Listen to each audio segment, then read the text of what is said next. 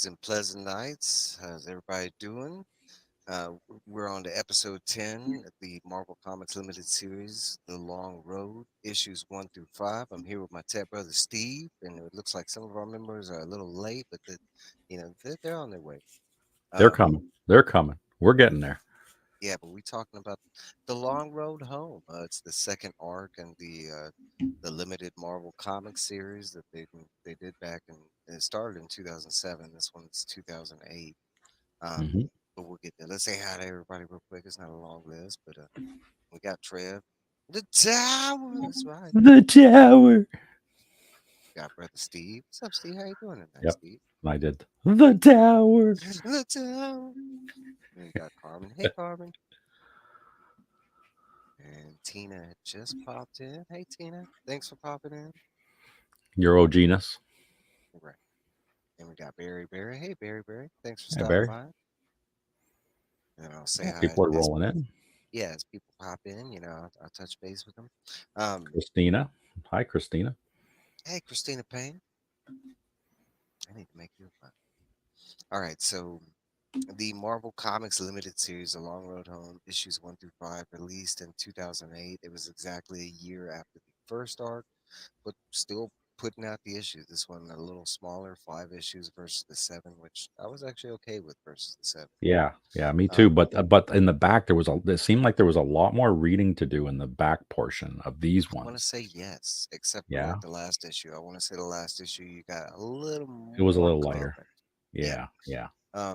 But this one they did go heavy with the side stories, and I kind of mentioned that to people, like that it was going to be predominantly like that as the series went.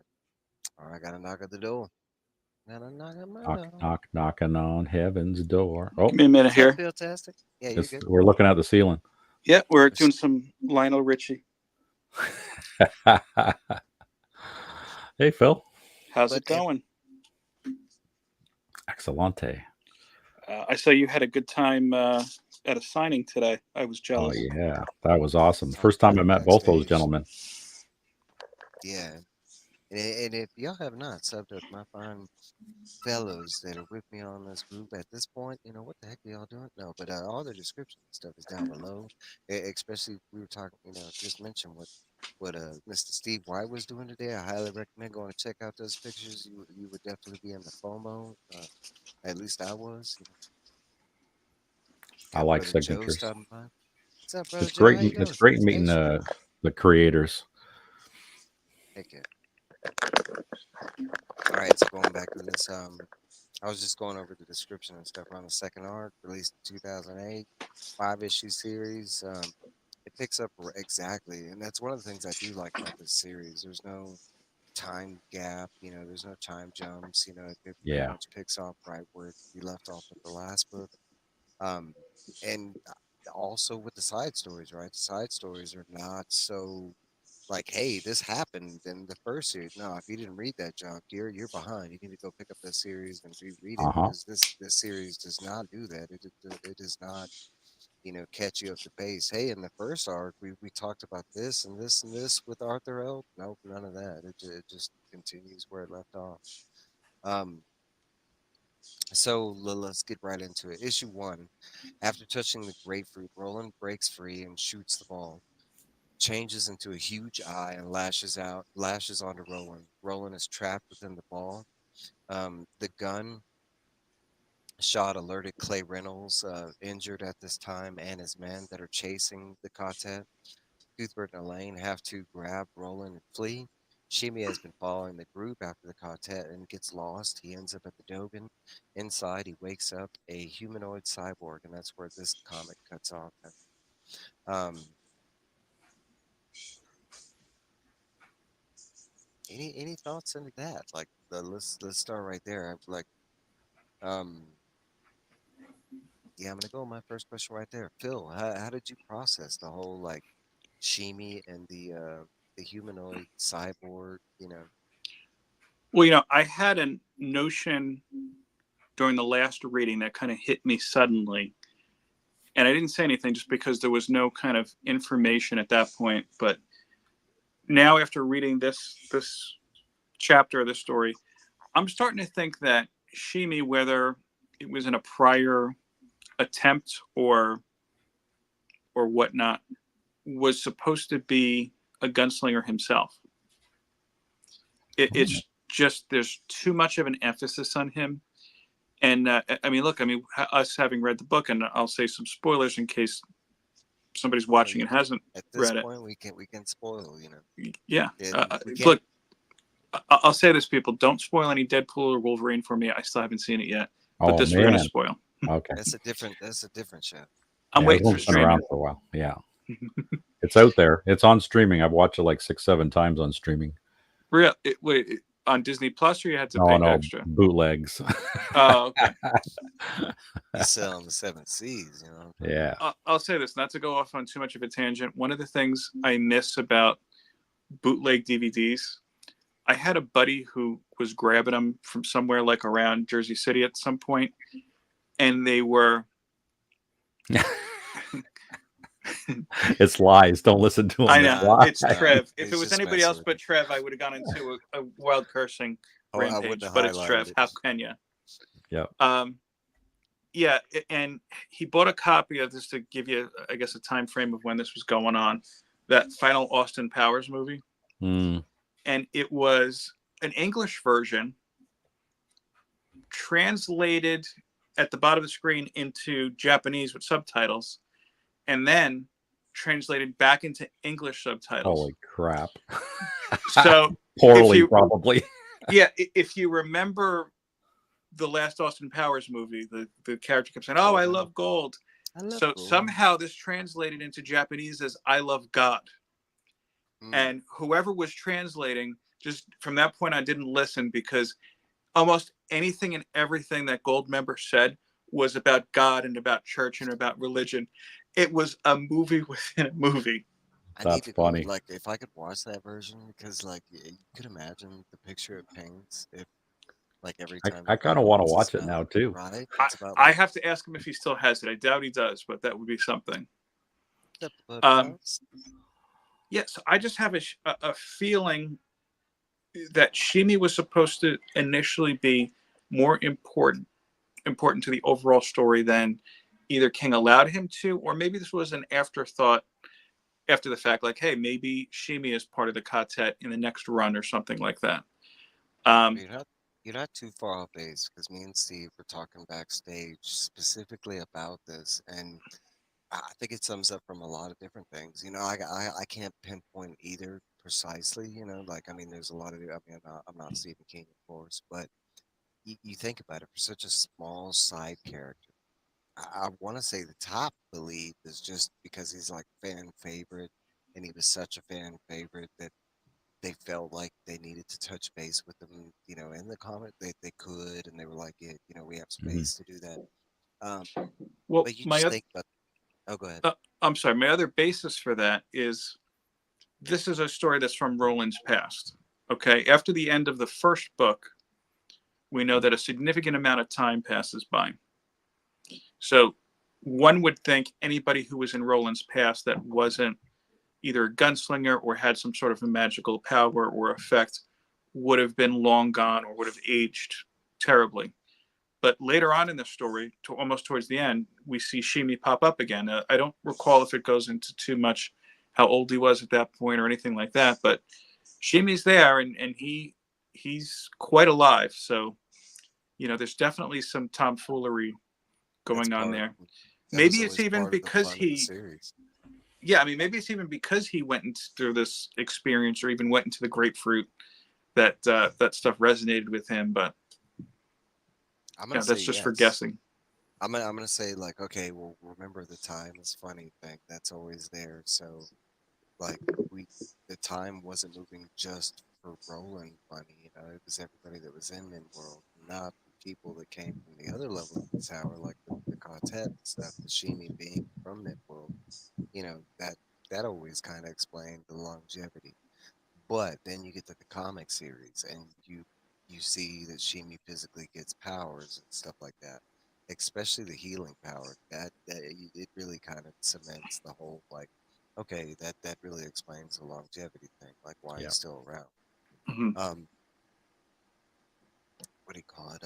Steve, anything you want to add into that before I move on? Because it's such an No, yeah, interesting. I think you pretty much covered it there. I was just saying, like we were talking backstage, it was nice that these comics have answered a lot of questions that really didn't get resolved in the books. Like again with Shimi in the future, all of a sudden he's at Thunderclap and he's got teleportation powers and all this stuff, and it's like, well, when the hell did this shit happen, and why didn't it get explained to us?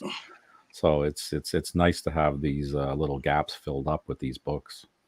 And why couldn't Shimi heal himself then at the end, the last time we saw him? We're gonna get there. We're gonna get there. It's a good Uh, question I got for you. And we could go into it right now. What? Why?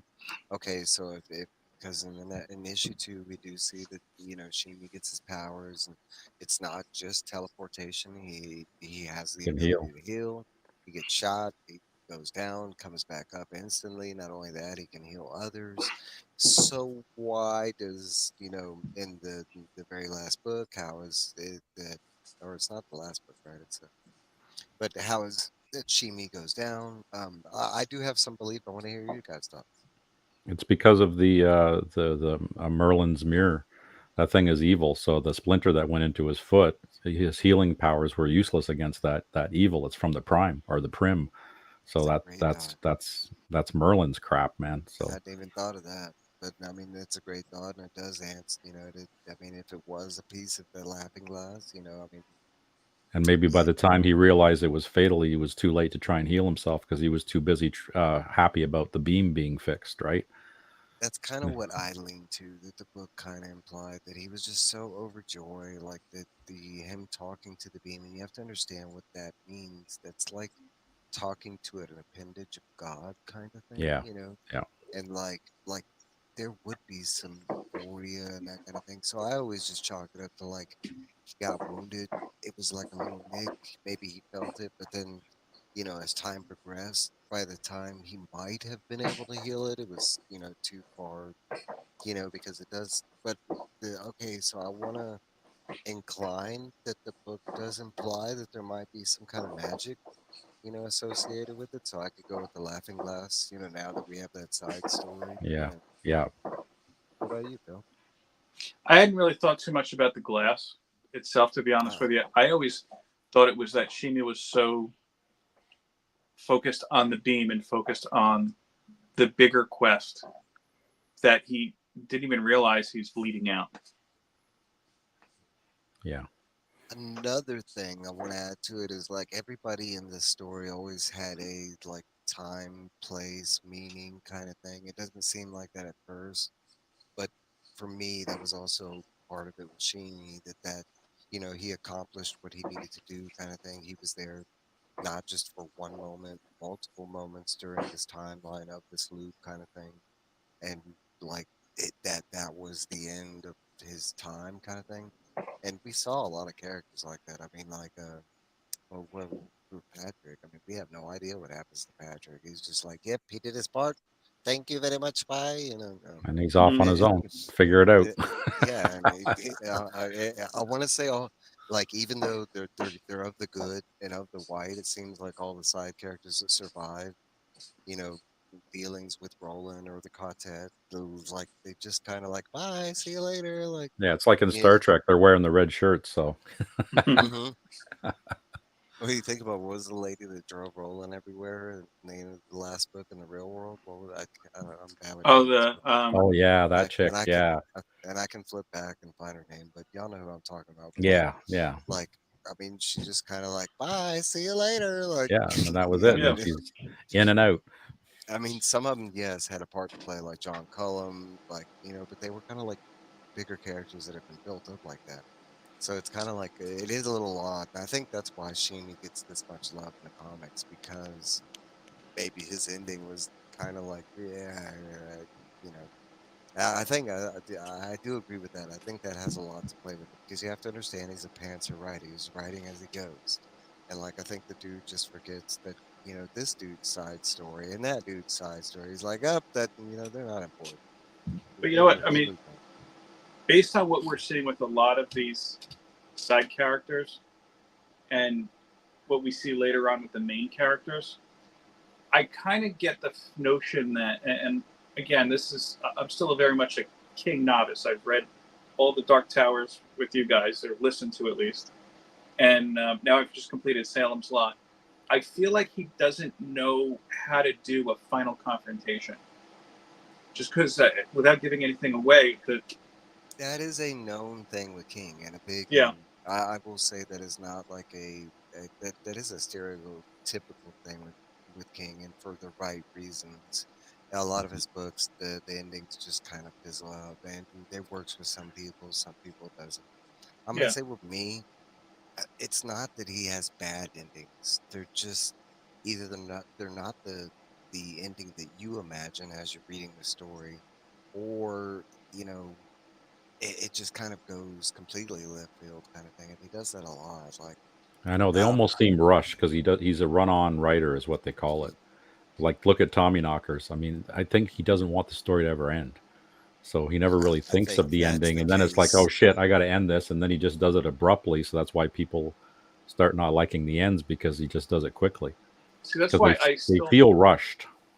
yeah, I mean, that's why I said last time, I don't think he wanted the Dark Tower to conclude, and I'm not convinced that it has concluded. To be honest with you, I Oh think, No, no. That's why you he's know, got a loop now, right? He's got the freaking multiverse now. yeah, and look, I think that, and I don't know if this sounds too hacky or anything, that I think if he honestly wanted to, he can just at some point have that conversation with his kids, like, hey, look, if you want to finish it, Go go for it. on. Yeah. yeah, Let it run. We'll get it. Let your kids write it too. I mean, we could be going through eons of Dark Tower stories if we want yeah. And to. you That's think true. about it. I They mean, could. just in the small or the long conversations that we've had, we've come up with ideas for side stories and stuff like that. And every Dark Tower fan does. They're out there, and there's some great ideas, for just straight books, side stories. Like, I mean, look at the comics. The comics specifically are supposed to be touching on one book, but within the pages, we're getting new stuff, new scenes. I mean, Hmm. that's just kind of like a special edition version of Dark Tower kind of thing, like Lucas did with Star Wars. But you're talking about, like, I mean, he did already do that when he came back to with Wind in the Keyhole, because he had finished the Dark Tower, and Yeah. that was done. And then he came back and gave us a whole nother, hey, well, this happened. I mean, and he's kind of tweeting stuff. You know, he's being cryptic right now, but it's in my educated opinion, I think we're about to get another Dark Tower book. Like, it Mhm. seems that way. I don't know if it's going to be a side story thing like we've already got, Yeah, or like it's going another to. prequel or something, like they did with Lord of the Rings. He And seems I'm to fine follow with the same recipe, right? yes, and I'm fine. I'm fine with all that. I'd be like, Hmm. I'd be really like over the moon if we got a Silmarillion version of the Dark Tower book next, where it's Oh, just like, absolutely. Yeah. hey, this was, we had a big chunk of the book is Arthur Eld, and then, or maybe before Arthur Eld, because there's a big story before that, and Hmm. which we haven't got. We're getting like small bits and pieces. Yeah, we get chunks of that in here with Arthur Eld. I mean, that's Yeah. the big premise in the back of these ones, was his backstory, or some of it anyway, which was kind of cool to see. All right, so let's get back on topic. We're good. Okay, so let's jump into this side story real quick in the first issue. Welcome to the Dogan Part One. And for me, in my honest opinion, this is where the side stories like really get good. Like, um, just the world building, the story. They've already built on that. These are continuing off the first side stories in the first series. And like I mentioned when we got started, there's no like, hey, this is what happened before, and but now you had to read those because it just kind of continues right where it left off. So this continues the story after the deaths of Queen Rihanna, or how do you say that? Rihanna? Is it Rihanna? I don't know. Let's go with Rihanna. It sounds good. Rihanna. Yeah, that sounds right. And Emmanuel Deschamps. Arthur Eld and Gilead mourn months after reports in the castle state the ghost of Queen Riona and her spider baby roam the halls. Soon sightings spread outside the castle. Arthur, hurt and feeling guilt, looks and finds the ghost. She leads him into an ancient druid circle containing a door with the king in the middle, and goes through following the ghost. Comes to a Dogan, the Dogan, Hmm. greeted by a legion of metal men who come to and seize Arthur, breaking his collarbone in the process. Um, this whole side story, I love the whole like, uh, um, the premise of him finding the door, like the ghost thing, it adds a whole different kind of like folklore within, for me at least, and it adds it to me. It added more weight to the Dark Tower series kind of thing. Um, so within this, we get our first talk of a different civilization before the old ones. Why introduce lore on an already mysterious lore? During the side story, they mentioned that this druid circle was there before the old ones, and there's a couple other pieces during the side story that mention that there is a race before the old ones. Now, as far as we know, within all the Dark Tower, that's pretty much where like humanity started, is with these like old ones or whatever. Um, well, that's as far back as anybody's told us or whatever. This is the first time we've ever heard of anything before that. So why create like a lore on top of like a mysterious lore that we don't? I mean, like the ancient ones. We don't know a lot about them, kind of thing. What are your thoughts? Let's go, Steve. Hmm. What's I'm up, almost. James? Hey, James. I'm thinking like it's right after when the world was created. Well, this part of the world was created, and Gan got the tower going, and the very first people were very Humans. primitive type people with those druid circles. There's probably a lot more magic back then. I don't know if they're trying to build up to have a story that goes back even that like I mean he could be going that deep where he wants to go back into multi generations. Like I know they talk a lot about the great old ones, and they seem to be very much like what our technology is today, and then Right. where we're heading with just a little bit more technology and end up destroying ourselves. But these great old ones, or the ones even before that, they almost seem like it's like our ancestors, the ones who did, the stones and Stonehenge and Stonehenge. that kind Yeah, of thing. that's kind of what I got the feeling. What about Yeah, you? Yeah. Well, kind of along those lines, I don't think of it. I'm starting to think that maybe our time right now is quote unquote the great old ones, because for them, I mean, it's whenever written history for them starts. So right now, if we're all in the same world, which we don't know, and I think that's part of the mystery that he tries to do this here. I mean, this could all be after us, or because we have the King Arthur myth and everything. It right. could be in our ancient past as well, or it could just be something else entirely. I think he does it like that. King does it like that just to kind of basically keep you guessing. Are we in our own reality? Are we in another reality? That type of thing. Yeah, Yeah, he seems to it's mirror too. He always talks about mirroring the twinners, he does. everything from our world to that world, and it Yeah. seems like even with the like the druid circles and stuff, like things that we have here, they got there as well. I would like, as you read the Dark Tower series, you see that, especially like the first commonality is Hey Jude, but like it's not exactly like our Yeah, version. yeah, And like, once I got to that part in the book, because it's very early on, first book, and then you get to the second book, and they start adding the Nazis and stuff, and yes, there is an explanation on that, but like that's just stuff that like came from our Earth over there. But then yeah. there's so many like similarities as far as like they're like similarities but off similarities kind of thing. Like the whole tale of it, Excalibur, and how it fits, but it's different kind of thing.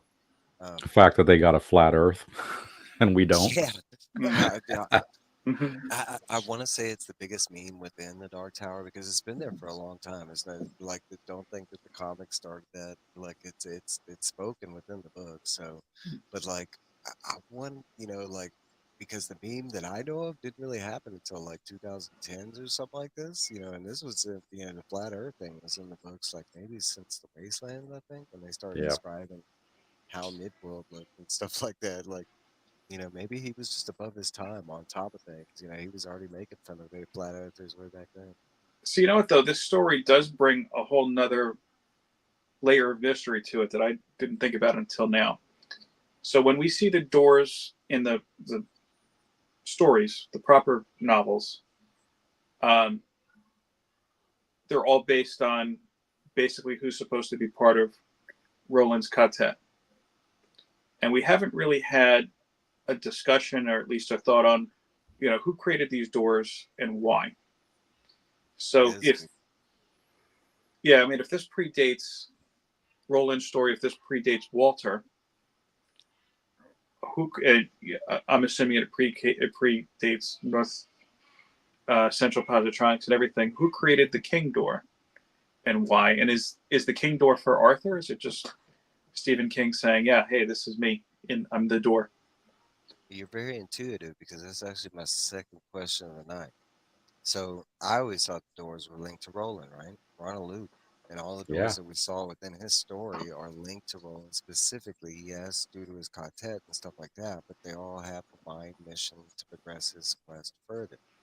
Okay, so especially with all the doors that are related to it, is it a sign that Arthur himself is on a loop? Now, I want to state that within this side story, we do know that Arthur started, we find out that he does make it to the Dark Tower. That's where he gets Excalibur, the original two guns. He does make it to the top. That's when he does his whole like run for killing all the monsters and mutants and stuff in Midworld before he becomes king. So is Arthur Eld himself on a loop, just like Roland? Is that the first loop? And how does that define? Because the way I always understood it is the Arthur L part of the story was within Roland's loop kind of thing. Hmm. I'll go open Yeah. thoughts. What do you think, Steve? Like because like Arthur finding the door, Yeah. For it him, it, it op- yeah, it opens up like so many different things because I think everything that we everybody's got a door. Everybody's on a loop, but we're just seeing that their individual story. Be interesting though. Yeah, like Phil says, like who the hell's creating these doors? Does this go back to Ka? Is this Ka itself creating the doors? is Or again. there's got to be a higher power that's doing all this, that's causing you to go on these loops over and over again until you get the story right, or until you learn whatever lesson that you need to learn. It's just like being in school again. Well, we do I mean, know that the doors can only be used by the bearer of the door. Like they can take people through it, but they have to be the one to open it. but then we We got a do guy know. like Patrick who can create one by drawing it Yeah. to take Well, Eddie Susan back. Eddie drew the door too. Yes, he did. Eddie drew a door. Yeah, both Patrick and Eddie both drew doors. Although Eddie's was in one of those magic circle things where Patrick just draws it anywhere. No, to my knowledge, we don't have anybody else on a loop until we got to the side story. Yeah. Hmm. Okay, so like my concept is like, okay, so we were always on Roland's loop, but that's within the books. So now we're getting to the comics, and like with this story, it does present a different story. What if like Arthur L? Well, okay, so we're thinking of it is Roland. Like, yes, it's the 19th loop that he's been on, but what if there's not just one loop out there? What if Arthur Eld was on his loop and going back to the doors and stuff? I would assume power of the wife, like that these doors are appearing. But like it's also in opposition because in this story with Arthur Eld, the door leads him to nothing good. Like, I mean with Roland's doors, it leads him to his quartet, but there's also some bad stuff like the prisoner door. mm, Yeah, we You just know, haven't seen enough of Arthur Eld's stuff. And I mean, Roland is of that line. Maybe the whole line has the whole thing. Even Stephen Disjane will probably have his own doors too that we just haven't read about. Again, all these stories could come out, right? I mean, it could be a whole, because I mean, it always painted the problem like if this is Roland's loop, well, why would Arthur L be, I don't know. There's some questions in there, and there's some thoughts that need to be had. But See, the only thing I can think of along those lines, I think maybe the whole time we're talking about 19, and we've been assuming up until this point that it's Roland's loop. I think it's just the number of loops for everybody, period. like the So, tower, right. So, because if you think about it, if we go back to the notion that everybody has their own loop, that causes a bigger problem because you're talking about an infinite number of realities and everything that can't basically sustain themselves. So how do you count 19 out of that unless you're saying, well, this is his 19th try? And I mean, I would think, I don't know if King would think along the same lines, but if you've seen the last season of Loki here, you would think that at some point it can't sustain itself and is going to crush unless it's somehow regulated.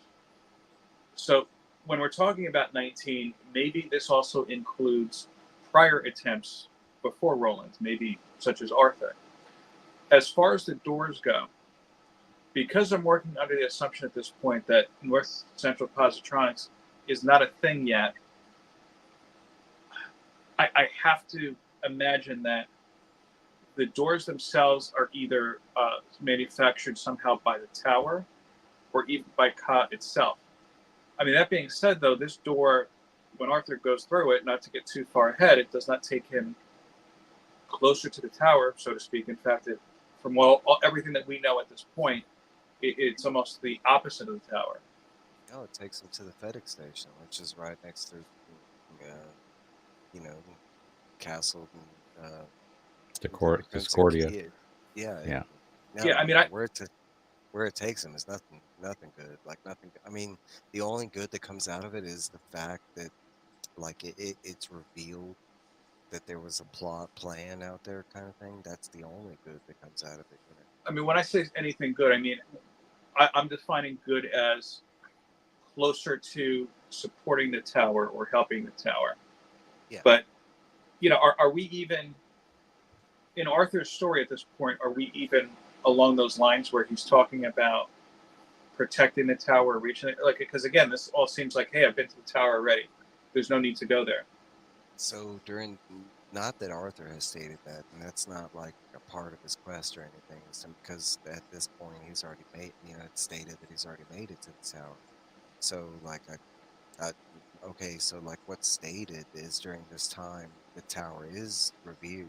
It's seen as a holy thing, like a holy place. I mean, we get all this background about the Guardians, about Yeah. how people treat that. So during this time, the tower, Cancogre, all that is like revered as like holy things and relics and stuff like that.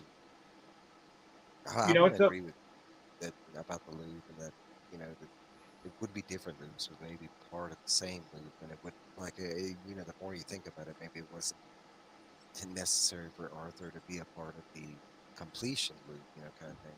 Maybe as far as we know, he got to the point that he was supposed to and succeeded or whatever. But because he succeeded and he's still there, I'm thinking that if we're right, this is still the first loop. So maybe something is about to go horrifically wrong that will cause Ka or the tower to say, "Hey, we need another chance." I don't know, and maybe Steve can correct me. I don't know if we get an answer to what happens to Arthur L within like the page of the Dark Tower. I don't, and to me that would explain like, and we might in this comic book series. I can't remember, but like that would explain some things with the answer to this. Like, where did his story end, and how did it end, kind of thing.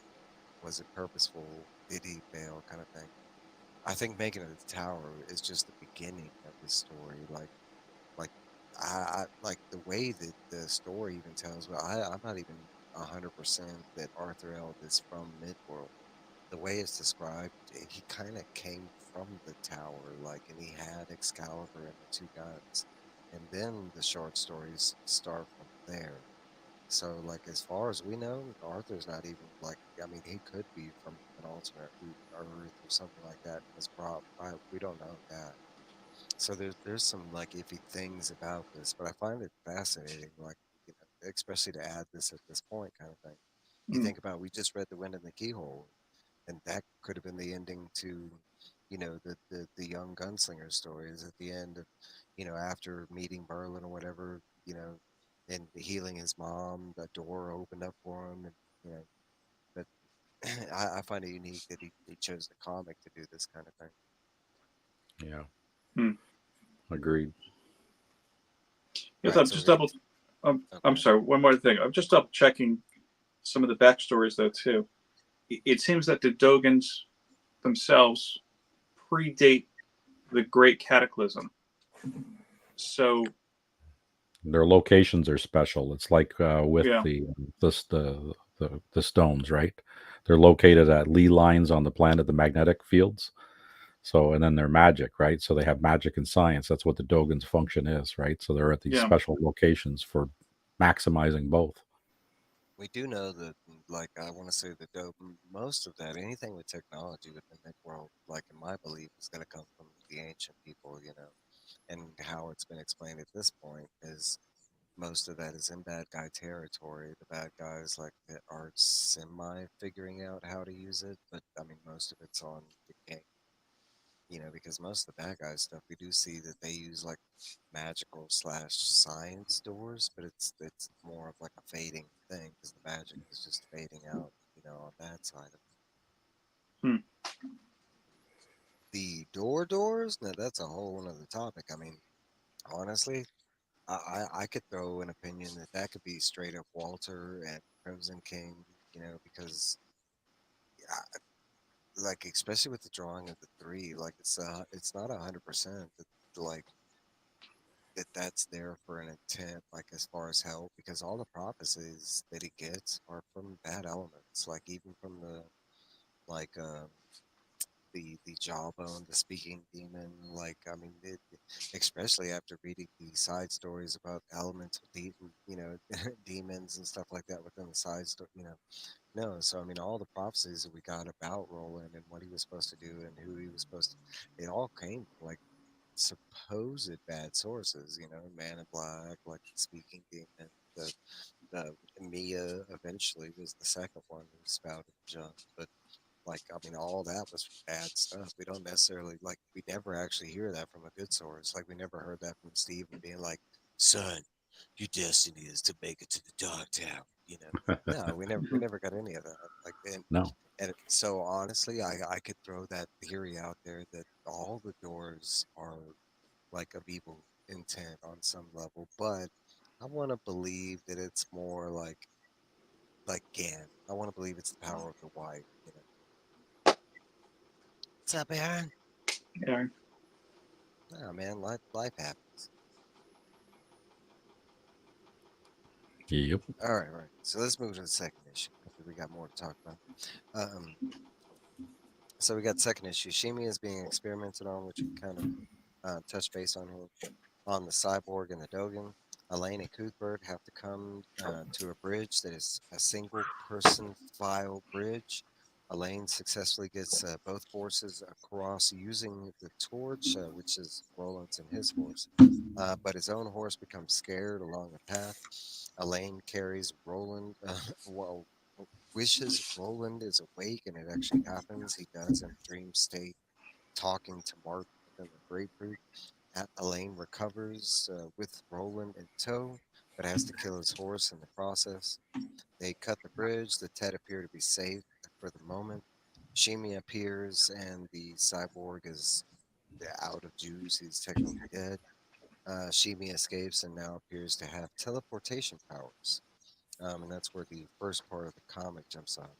I'm gonna And I skip like ahead. when they zoom in on the head of the cyborg, and it Yeah, and we get to explains see. on the metal, tells you what that robot's function was. Hmm. Yeah, which okay, so Tell him, Mike. right, Tell him what it is. so guess what? That's my next question of the night. Okay, so on that robot there is a panel, and we get to see that it says North Central Postronics on it, but it does also say above it that it was a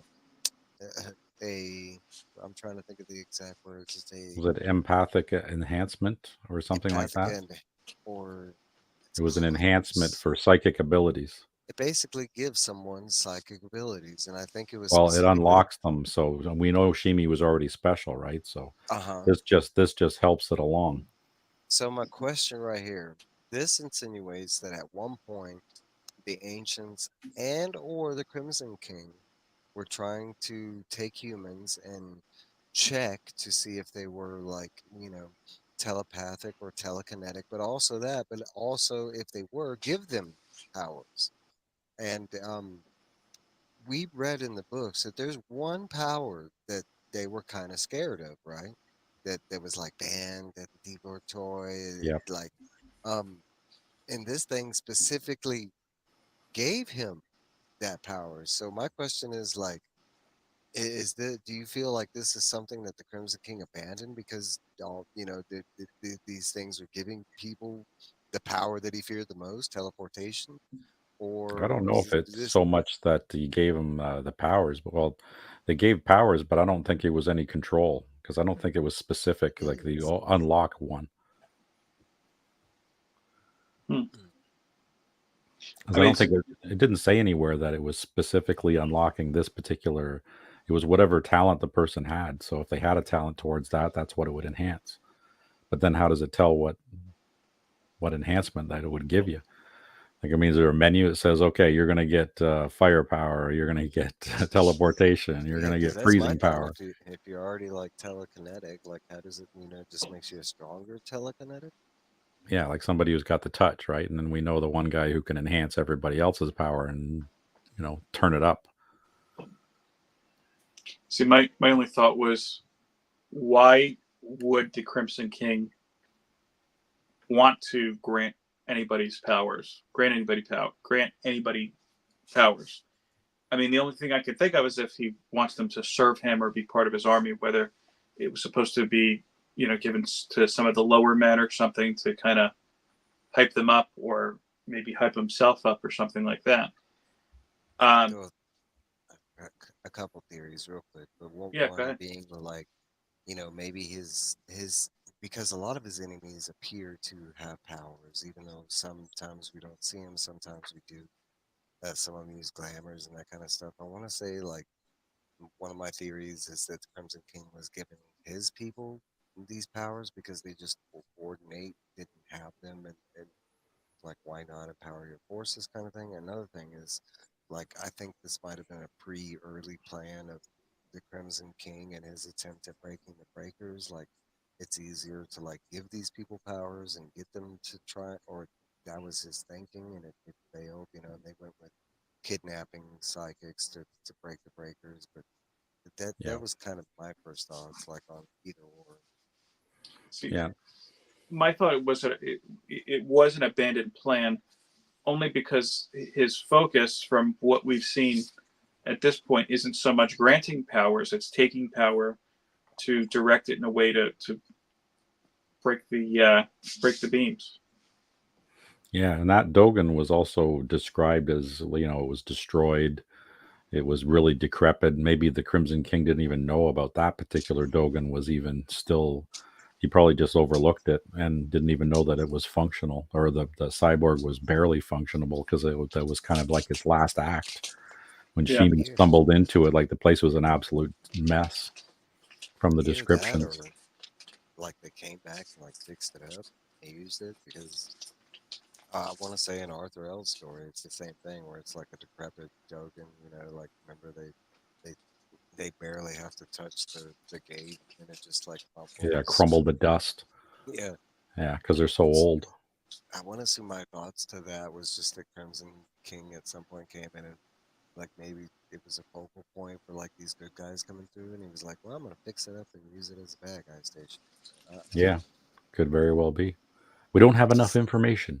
but they do mention that there's only like a couple Dogans out there. Yeah, that are still functionable. They talk about Yeah, that on the map and that too.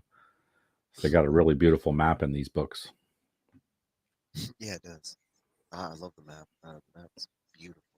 Um, all right, so we're gonna get with the second side story. Welcome to the Dogan Part Two: The Evil Ufi.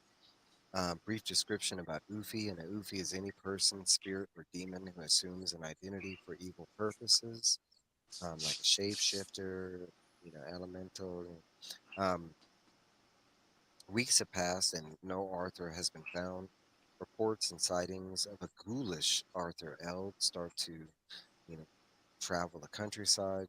Soon after, a ghostly posse led by the ghoulish Arthur L patrol New Cane, killing and terrorizing many. Arthur's Ted, Sir Bertrand Allgood, and Sir Alfred Johns quickly find the trail of the posse and the door leading back to the Dogan. Secretly, they creep inside. Inside, they spy a robot men using biomass to create um, human shaped forms of themselves. And technically, after that, there's a Q&A with Peter David and Mark Strom. Yeah, I And didn't even read the Q&A. Did you read through that? No, I I did. skipped that too. There's Yeah. nothing. There's nothing Yeah. in it. The same thing. There's another article, the long road home, the midnight launch, and it's kind of the same thing. It was just the Midtown Comics and the midnight release of this series, which is really weird because if you had the first issue and it was the midnight launch, how did they have pictures in the midnight? Okay, um, so so we get a lot more explanation of what's going on because we have this story with Arthur L. All of a sudden it appears that these the last we heard was Arthur gets kidnapped by these metal men. Next we know there's these like apparitions traveling the countryside. At first they're like sucking people's blood and then they're physically eating people.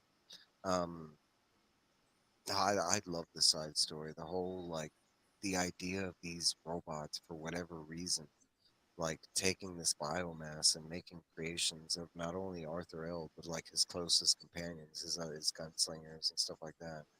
Um, I thought that was really interesting. And you talk about adding backstory upon an already kind of cool backstory. Like, Yeah. this was a. What did you think about this film? Um, it kind of struck me as odd to be honest, because when I first read the beginning of saying that these are shapeshifters and whatnot, um, it struck me weird because I didn't think of Arthur L and who else was roaming around necessarily as shapeshifters. My assumption was that, oh, these are like the Doctor Dooms that we see later on in the story. Um, so I was kind of curious, why is it that they don't want to just send out, you know, robots or monsters or something? Why is it important that they show twisted versions of these existing characters? And I didn't know if it was more of a revenge type of thing or if it was more of kind of like a way to break down the spirit of the people of Gilead. Like, oh, he was once our savior, now he's this Yep. threat. That's So, perfectly exactly what you're saying. Demoralize them. Yeah, yeah, that's kind of where my thoughts led to. But there is greater thinking in that. Like, what's the purpose of all this? Like, first off, it's these robots that started. King Arthur goes in there, he's incapacitated by a mob mass of these robots. The next thing we see is his two companions go in there, and we see them making these ghoulish creations of just mimics of the king and stuff. Like what's the real yeah. and yeah, you could say demeanor and stuff, but I mean the story does progress, and there's some more furtherness to it, and it just it like the question of why keeps coming up. Like, why are they doing this? Why are they doing I, that? the only thing I could think of What's up, comic collector? is because there's a lot of discussion in these other stories about the Guardians, and then they briefly go over, well, besides the Guardians, you also have the demons that are on the flip side of this. So maybe when they walk through this door, it's not so much that they're in another location within the same world. Maybe they're in the flip side of this world. And now The the upside down. right, and now the flip side is going into this world to terrorize rather than save. We do get that explanation in one of the side stories, right? About Yeah. that the Did I? Yeah. and that Yeah. and That's exactly what they actually talk about. There's yeah, always Did that's I? a actually yin and a yang. that yeah, that's actually one of the new bits of information we get about the elemental demons is that we knew that they were opposite of the guardians, right? But the new Right. information is we learned that there is kind of an upside down version to the beings, that these Ufi and elemental demons and bad creatures from the Prim have their own doors and means of travel that are opposite the good path kind of thing. Hmm. Um, so I want to say like it's not something I thought about, but it also goes into something we were already talking about. But that might be where this Dogen is like an upside down version of like something that like the real version that's empathetic or whatever. And that's why this Dogen is so. I mean, because even the explanation of the events around the Dogan don't make any sense to the knights that come across it.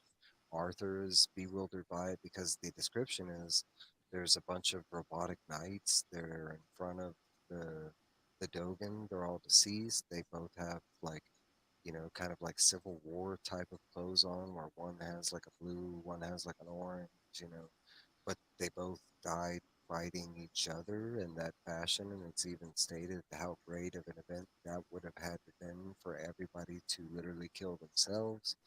But it's not only expressed by Arthur; it's also expressed by, you know, the other two that make it there, and they're like, "What went on here?" So I want to say your thinking is probably lined up with that. That we're seeing Hmm. like, and it's not expressed, but we might be seeing like a thinning, upside down version of something that exists on the regular level of the tower in Mm. the world. Yep. It would I, explain a lot, actually, it does. Yeah. It makes perfect sense now. Now that we hashed it out. especially since no one else can find this place, right? It's explained within the short story Yeah, that it's like that King Door. that they found the trail of Arthur, but no one else found this druid circle. Like it had to be, Yeah, the door this was the door there when the two knights showed up. They it found was, it. and Yeah. Okay. they were able to go through the Oh, door, that's but right. they And they were, couldn't open it, but those ghouls could. So when the yeah, they ghouls had to came wait for through, the they ghoul. followed the ghouls back, and as the door was closing, they ran through it. Yep. But the other, like before that, and it was expressed that there was like tons of knights that searched that area, and nobody else could find, and they never Nobody saw found, it. Yeah. yeah, that clearing, and that it was even expressed that one knight even saw where the opening to the clearing was, and for to his vision, it was just part of It the forest. camouflaged itself, made itself dim. Yeah, that's some great thing, and I want to say it adds a whole level of stuff that I haven't even thought about in the tower, because I want to say there's a lot of times that we were probably in this upside down version Yeah. of where they were in the beam, like especially now that I'm thinking about it, like within under FedEx Station, Yeah. When they where were running through Mm. those tunnels and shit, like where yeah, the hell were they then? Because those creatures that were after them. it's even expressed that like that Roland should have knew parts of that, but he didn't. It all felt like foreign terrain and stuff. So I could, I mean, there's a couple times during the series where I could apply this dark, you know, underground theory to Well, he it and probably stuff. knew it, but it's not relevant to what they were doing at the time. So why the hell dwell on it? Because, Roland's very practical that way. Mm. Right. So he's like, okay, why bother even trying to sit here and hypothesize what the hell's going on? We got to do shit. We got to do X and get through this. We'll figure it out later. Yeah, yeah, yeah. I will like to go back to the comic. I do, I kind of briefly touched on about it, but the bridge scene with the horses, I love that scene. Like how it was all mapped out, them trying to cross it. Like that's a scene that I would love to see in live action. Like, Yeah. and especially the way he was like, I wish Roland would wake up. And Roland was like, ah, blah, and just like literally magically like, woke up sleepwalking. But yeah, it was such a great scene. I want to Um, see somebody create this messed up world too, because the way they show the background and everything, it's like completely unearthly. Yeah. yeah, So I mean, it's going to be like a Dune situation where it's like a completely different world, and they need to make it that way, make you feel, because even the way they draw the characters, they don't look quite like our humans here. They're just a little off, and you would notice that right away. and I kind of brushly briefed over something in the first issue, but they do go over like Roland does get to see future glimpses of himself within the grapefruit. He Yeah. sees Yeah. they mentioned this before within the book that he saw Oi impaled on that tree, like Yep. like in the Gunslinger. Okay, but no, in this series he does see like an older version, and there is an explanation of why he doesn't remember, which I love because reading that it painted a big problem. Okay, you saw all this stuff, you don't remember seeing, you don't remember talking to the Crimson King, you don't remember. Hmm. Um, but there is a good explanation on a lot of that. All right, so we're gonna move on. But issue three, Roland's still stuck in the grapefruit. Is shown images of just what I was talking about, and impaled on Oi impaled on the tree, and older Roland taking his last steps towards the tower. I just love that. All you see is Roland, and it's you don't even see what he's doing. It's just him standing, and younger Roland is looking at him. He's like, "What's with this? Like, this bomb? What's with this sad dude?" And then then Mark tells him, "Yeah, that's you at the end of the line, about to make it to the tower and do your dumb thing." um, all right. Meanwhile, Cooper and Elaine try to save Roland. Elaine, using the touch, teleports into the ball and tries to save Roland, but fails 3 different times. Hmm. Although they have lost the group following them, um, now wolves have appeared, and I might add, they're not just wolves; they're mutated wolves. Yep.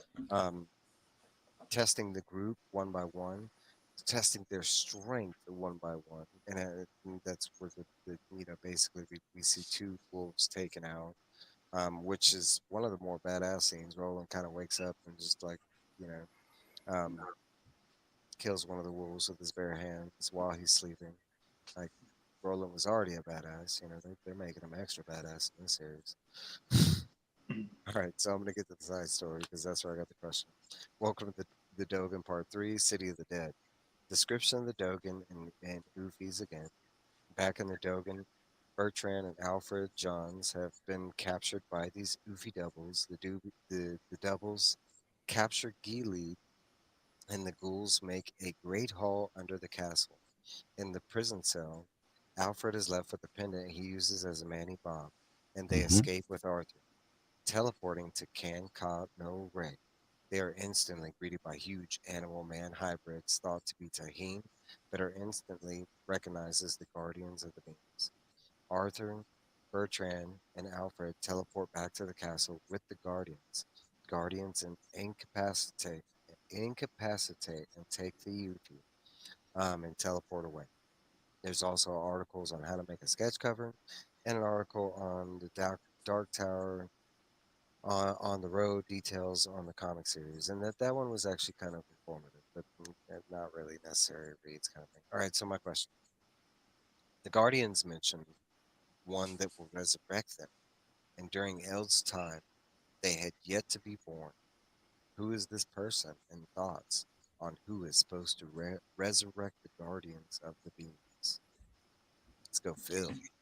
My guess is, and maybe it's just because of what we read now, but then it makes sense when we think about him later on. But I think that's Shimi.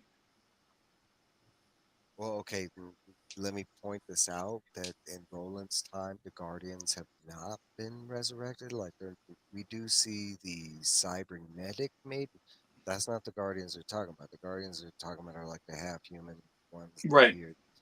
Okay, so like in my understanding, like during all the books, the Guardians are not there.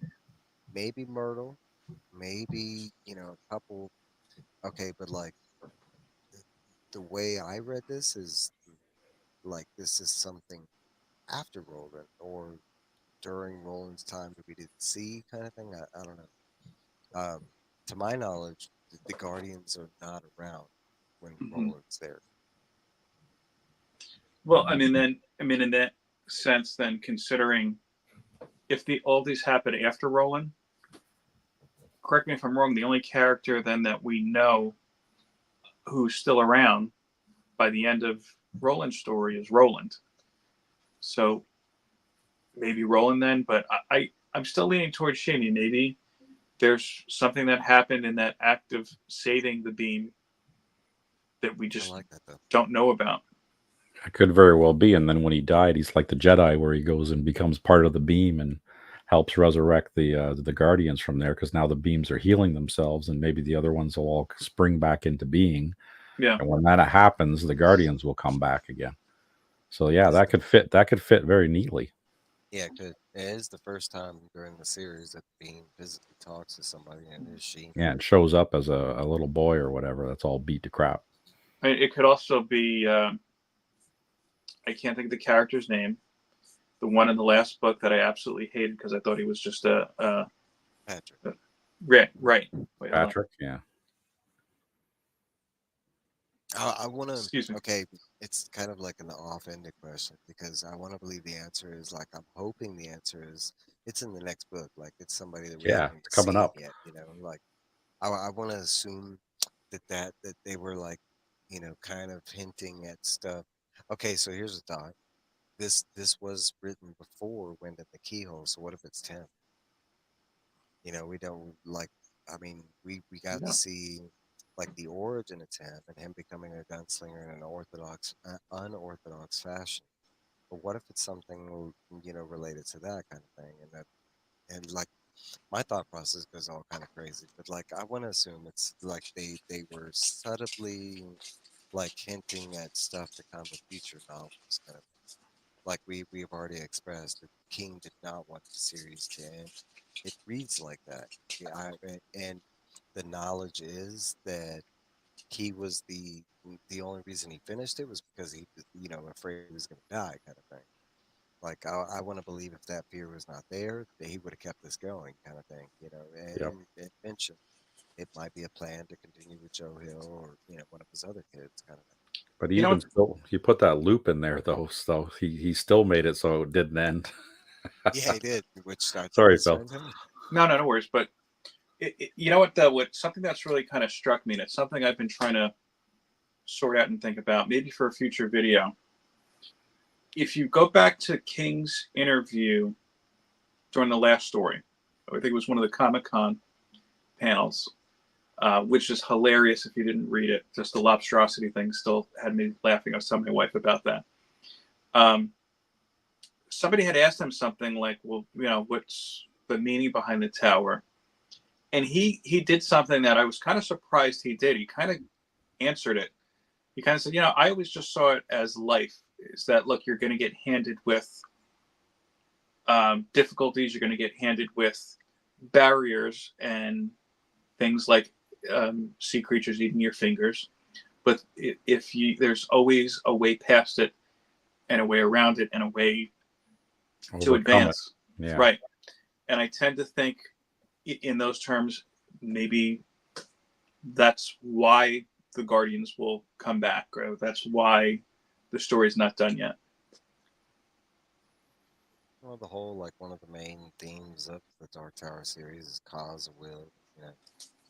Everything Mm-hmm. comes back around, kind of thing. So I want to believe it's part of that. Like I mean, who read the series and like learning of the Guardians, like thought that that was just a forever thing. Yep, they're gone, they're dead. No, we do. I mean, we technically, I don't even think we got a definition if they're gone. They're just not around. Um, that's a good question that presents from all this is like while reading this, who wanted this series to end? Like I can say when I was reading the Dark Tower series book to book, I did not want to make it to the end of, I mean, I wanted it to keep stretching out because I just enjoyed every ad. Like the more lore this dude laid on, the more world building. I just was, everything just presented more questions that my mind ate up like nuts. Like, but I mean, I like while reading this, I mean, was that a thought that came up in your mind? Like, man, I can't wait for this to end, kind of thing. I wanted to see a resolution at least to this particular story, but like you, I want to see it go on. But it would be nice to have new characters. Like we have a resolution to Agreed. Eddie and Susanna and to Roland, and then have new characters. Like we talked about behind stage, like what happened to Patrick. Like he wandered off. Like we could continue his story. There's Well, other characters we could find I'm out not what a the hell hundred happened to percent. them. Yeah, I'm not 100% sold on Roland. Like, I got Roland's story, and it's great and everything. But I'm 100% fine with other characters with this franchise, or finding out that Roland did fail, and that there's another loop that starts because of Yeah, him with and they could somebody bring it different. back to that again too. See, And but Yeah, then I don't think that Roland failed. And to be honest with you, no, I I don't don't think he did either. know because honestly, the rest of the kind of got their happy ending. They got to ride out into the sunset Yeah, in a everything except for was different Eddie, reality. healed. The beams were not Eddie. healed. Well, no, he was in that alternate New York Yeah, He with them. was. Yeah, but the one that was with them died. He got shot in the Yeah, head. So right. he didn't have But a happy ending. But yeah, he showed up again. But that was a different version or different Eddie. I'm yeah. starting to think that maybe Roland's whole role in this isn't so much saving the tower; it's taking these people who are Saving his special, friends. yeah, and getting them from where they are to where they need to be for a future purpose. Look at all Yeah. their. I mean, go back to their story and look how they would have ended their stories by themselves. They all would have died. Yeah, they Like all would have ended horribly because they were all Susanna would on have been paths. pushed. Yeah, yeah, they're on paths of self-destruction. Trev Yeah, nailed it. he literally like the third Jake was the charm. Yeah, that nails it. Yeah, But you're talking. I mean, exactly, Trav. if you look at it like that, and all the words, though, there's always a one word, at the beginning of each book, like redemption, resumption, stuff like that. Everybody always relates that to Roland, myself included. But that could easily be attributed to those other members and what he's supposed to be doing within his quest, and it's healing and helping those people. Like, I mean, you're talking about the things that he did do is like, change Susanna from a like race, hating individual that was kind of stuck in her prison and kind of, showed her love, compassion, friendship from many different races, kind of thing. And that's just one They example. even hinted at Roland when he was with Susan about what the alternate life he could have had with her if he had left with her and she had a child.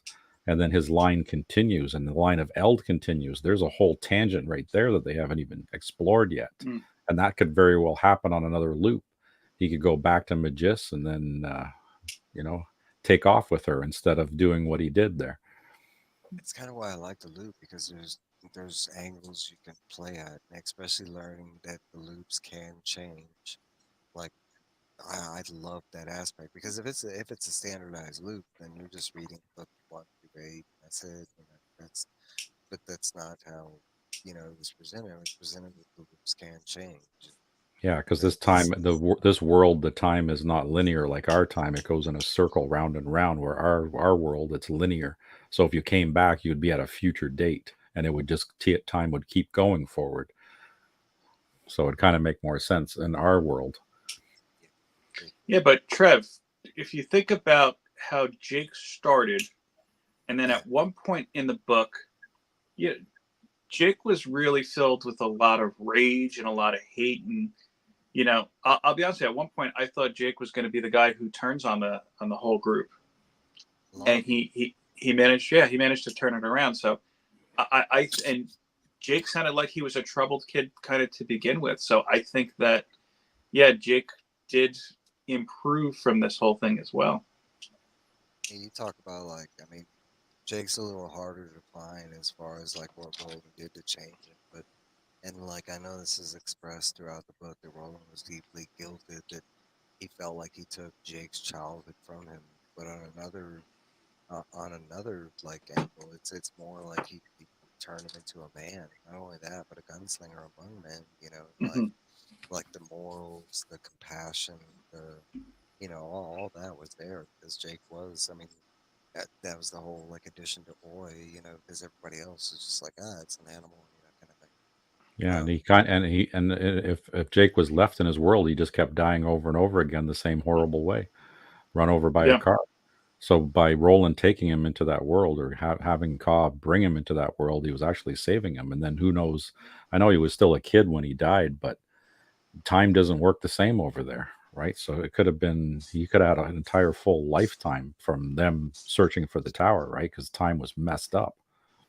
you also had two different instances where Jake did revert or try or it word it how you will, but how he kind of did revert back to his original because we do get that part where they teleport through the thinnies and he ended up back in New York and instantly got pissed at the cab driver and was ready to shoot him, kind of. Because of Oy, almost ran Uh over huh. Oy. He was Yeah. very And protective. we also go back to the scene. The original scene was Jake was being torn between two different worlds. The world that where one thing happened and the other didn't. You But the one that died. No, was you didn't. yeah, You died. but No, you didn't. but the one But that was winning over was the bad. That he died and it was all that. I still think Jake was older than we think he is. Only because he was aware. He was the first time we were aware of. Oh, hey, no, you just go to another world. It's fine.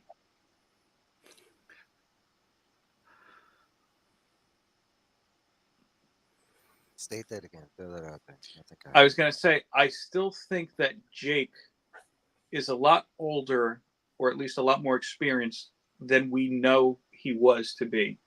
Because, correct me if I'm wrong, it was the first time in the story that we were aware of, well, if you die here, you're just going to pop up somewhere else. I mean, it does happen in the first Gunslinger. The whole there are more worlds in this, but like, okay, so granted, there's some things that you are missing from the series that you haven't, and you got another piece of it with Salem's Lot. There's other things that he's already established within, his multi-connected universe, like Twinners, because that kind of started in the Talisman.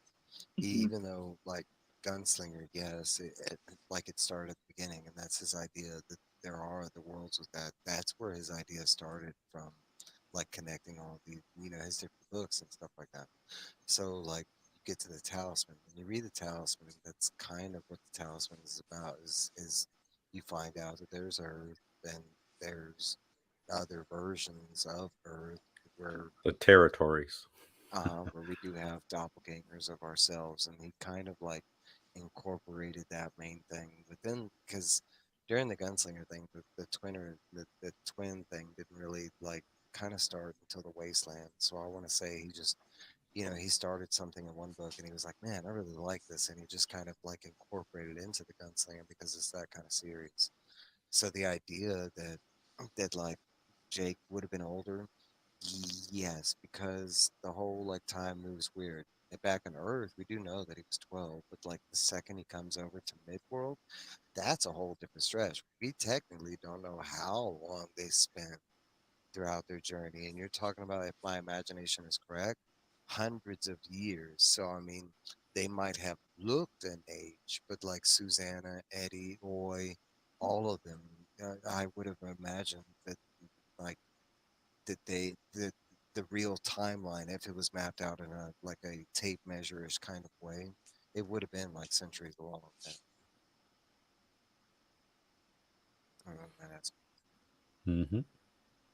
so this is why I love the series. It's the thought, in the simplest things, like in how many directions the thoughts can go, kind of thing. I mean, there is technically on a lot of these things. I don't think there is one correct answer, and it's not that I don't believe that Stephen King doesn't have the answers to. I do believe. I believe he has the answers to all of this, and some of this I do believe the answers come on the fly.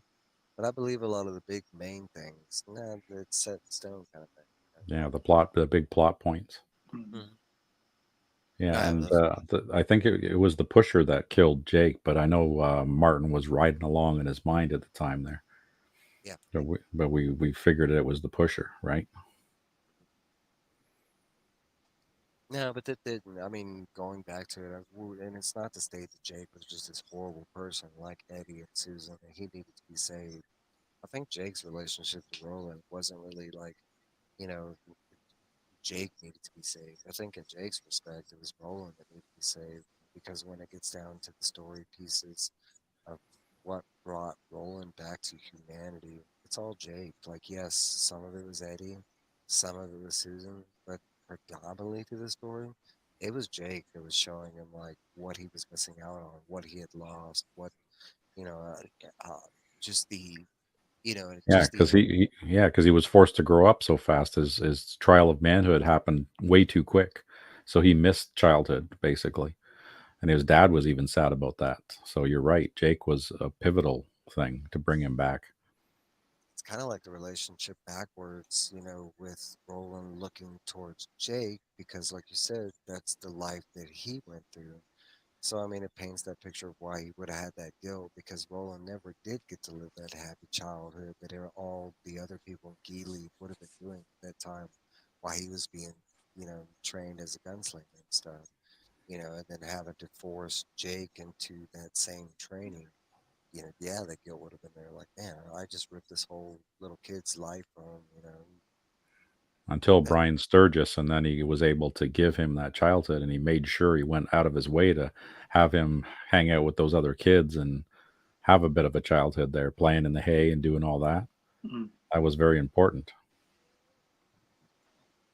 All right, so let's move along. So, issue 4, Bert and Elaine fight 8 mutated wolves, slaying 6 with bullets. They both have to fight a wolf individually.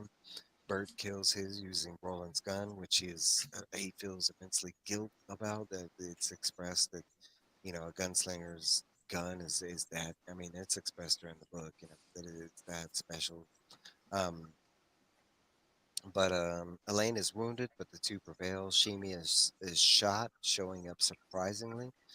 We learn he has the power to heal. He also heals Elaine in the process. Meanwhile, Roland is taken to Castle Red Rouge.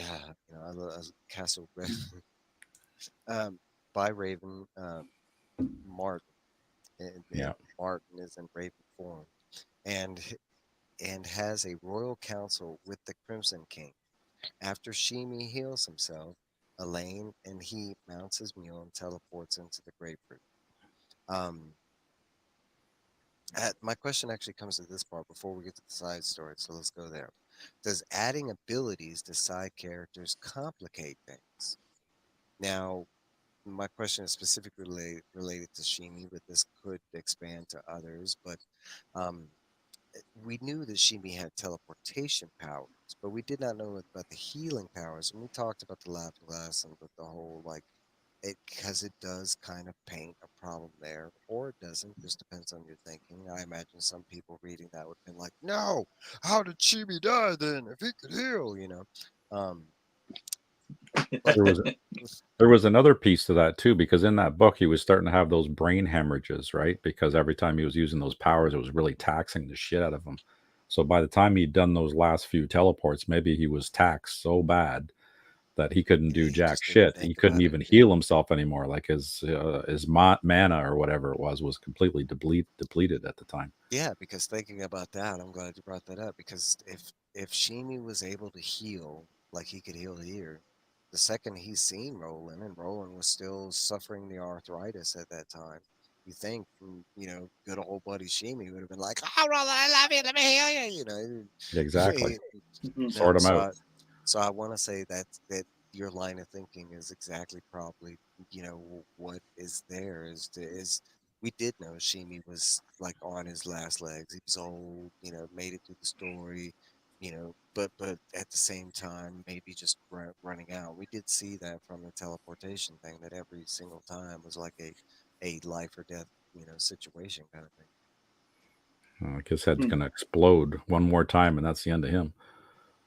Yeah. So related back to to the question, at this point in the story, giving your characters, power, the extra powers that we didn't know about, does that create problems? Or, I mean, I mean, at this point in the story, to be honest with you, I am assuming that we're going to see something major with Shimi in the pages to come. But at this point in the story, I kept thinking it was just a little too convenient. It's like, okay, somebody typed in the God code and now Shimi is unstoppable. Yeah, it's kind of the same problem I had with Patrick, where it's like, okay, so this character is going to come out of the blue from nowhere with the magical ability that we need to stop the Crimson King. You You know, just it, erase them. yeah, it felt a little too convenient.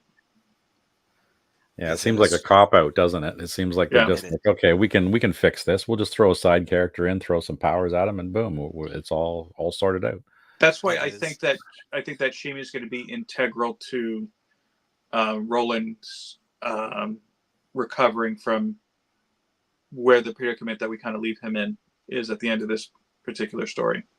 Yeah, he does have a lot of MacGuffins, Yeah, a convenient MacGuffin, like, convenient McGuff.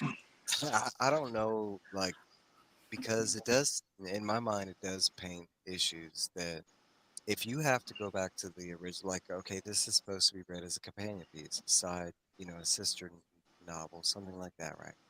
So, if you're reading this and you have to question things about the book that this presents, that's the problem with me, right?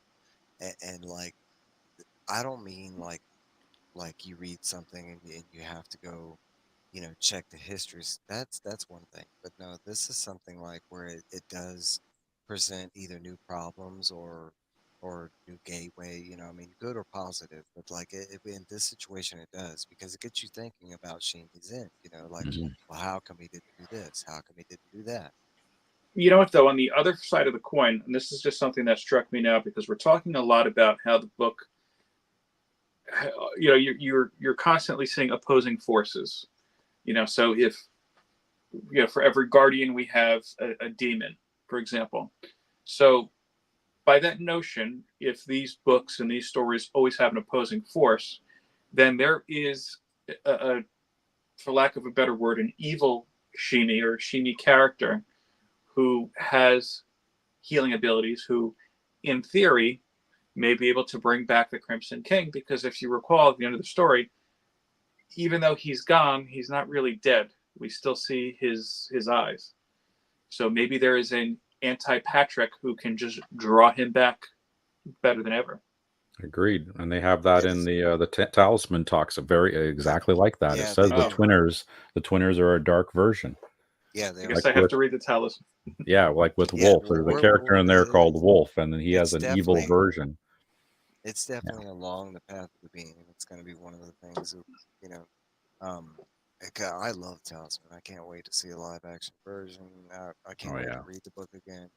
It's a great book. And Black House, even though it starts really really slow, Oh it's a great book Jesus! too. I almost abandoned that book so many times, But it but I is a great stuck with one. it. Actually, even Talisman, I'm finding crunchy right now. I'm really pissed with it at this point in the story where he's in the prison house there.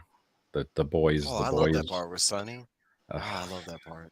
I it's don't know just about okay. dragging. It's I don't know dragging. It about feels like it's dragging. that. Okay, I don't know about rereading it because I remember it pretty vividly. So I can imagine like because that was like Wizard and Glass. Wizard and Glass Yeah. to me was such a hard reread because I just remember pretty much in detail all of it. And that was the first read out of all these books where it was like, nope, I have to read the audio, like listen to the audiobook. I need this to be fed to me, kind of thing. This my brain's not allowing me to push forward. Um, I want to say I do like this and I don't. It's kind of like it wasn't a problem when I read the book as far as Washimi and Phil. I'm not gonna agree or disagree. I want to say your line of thought is exactly right. Shimi is gonna play a bigger integral part as far as like the part he's gonna play. I'm not gonna answer that. Like him getting rolling out of the grapefruit, yeah, we'll see. Um, but I will say he does play an important part, and for good reasons or bad reasons, I don't know. But I do like that thought about like if they're okay. My thought on this is we do hear the equality of the good versus the bad, the yin and yang, right? The balance. And at this point in the story, there's not a lot of like forces on the good side. There's a shit ton on the bad side because we got Parson, we got Martin, we got King in full form, like so I want to line I always kind of lined it up to that. This was like balancing up the good because right now it's just I, you know and I hate to say this, but I always question Steven on the path of the good. Yes, he's supposed to be there, but is it, does he do a lot in the name of the white or the good? I mean, we don't see a lot of that. I mean, as far as he's just the king that's there, sending, rolling out, Um, but I always leveled out the Shimi thing as that. This was like divine intervention by Gan that gave, you know, because the whole like story of Shimi following the gang, ending up at this mysterious Dogan, that nobody else saw along the path, kind of thing. Like especially the bad forces, you think they would have stopped there and be like, "Oh, we need to recoup," you know? I don't know. Hmm. It's also grasping at straws, kind of thing, because the story doesn't explain it. It's exactly what it is, a convenient MacGuffin. All right, so the side story, and this one's not. This one's more informative, but it's a mid-world mutants story describing mid-world fallout and mutants within. We have deer, dogs, horses, insects, rats, wolves, human mutations. Specifically, talk about the slow mutants, the green folk of Destoria Mountains, um, which each one of these are labeled. Like we ran into the first two in the Gunslinger. the Cyclonian mountain mutants we saw in the wastelands, the children Hmm. of Roderick or Rods, Song of Susanna and the Dark Tower, and then wasteland mutants. Technically everywhere, like there's not a, you know, but that Little is the end of Sisters of Illyria. yeah. The green folk. Yeah. All right, so we get to issue 5. And issue 5 is Roland and the Crimson King have a conversation about family and lineage. Um, Shimmy interrupts the conversation, blasting Crimson King and Martin with magic, grabbing Roland and teleporting out. Shimi looks to be grabbed by Martin at the last second. Roland awakes, and Elaine, Cooper, and Roland try to explain the gaps within this time. It is explained that Roland remembers very little about his time within the grapefruit.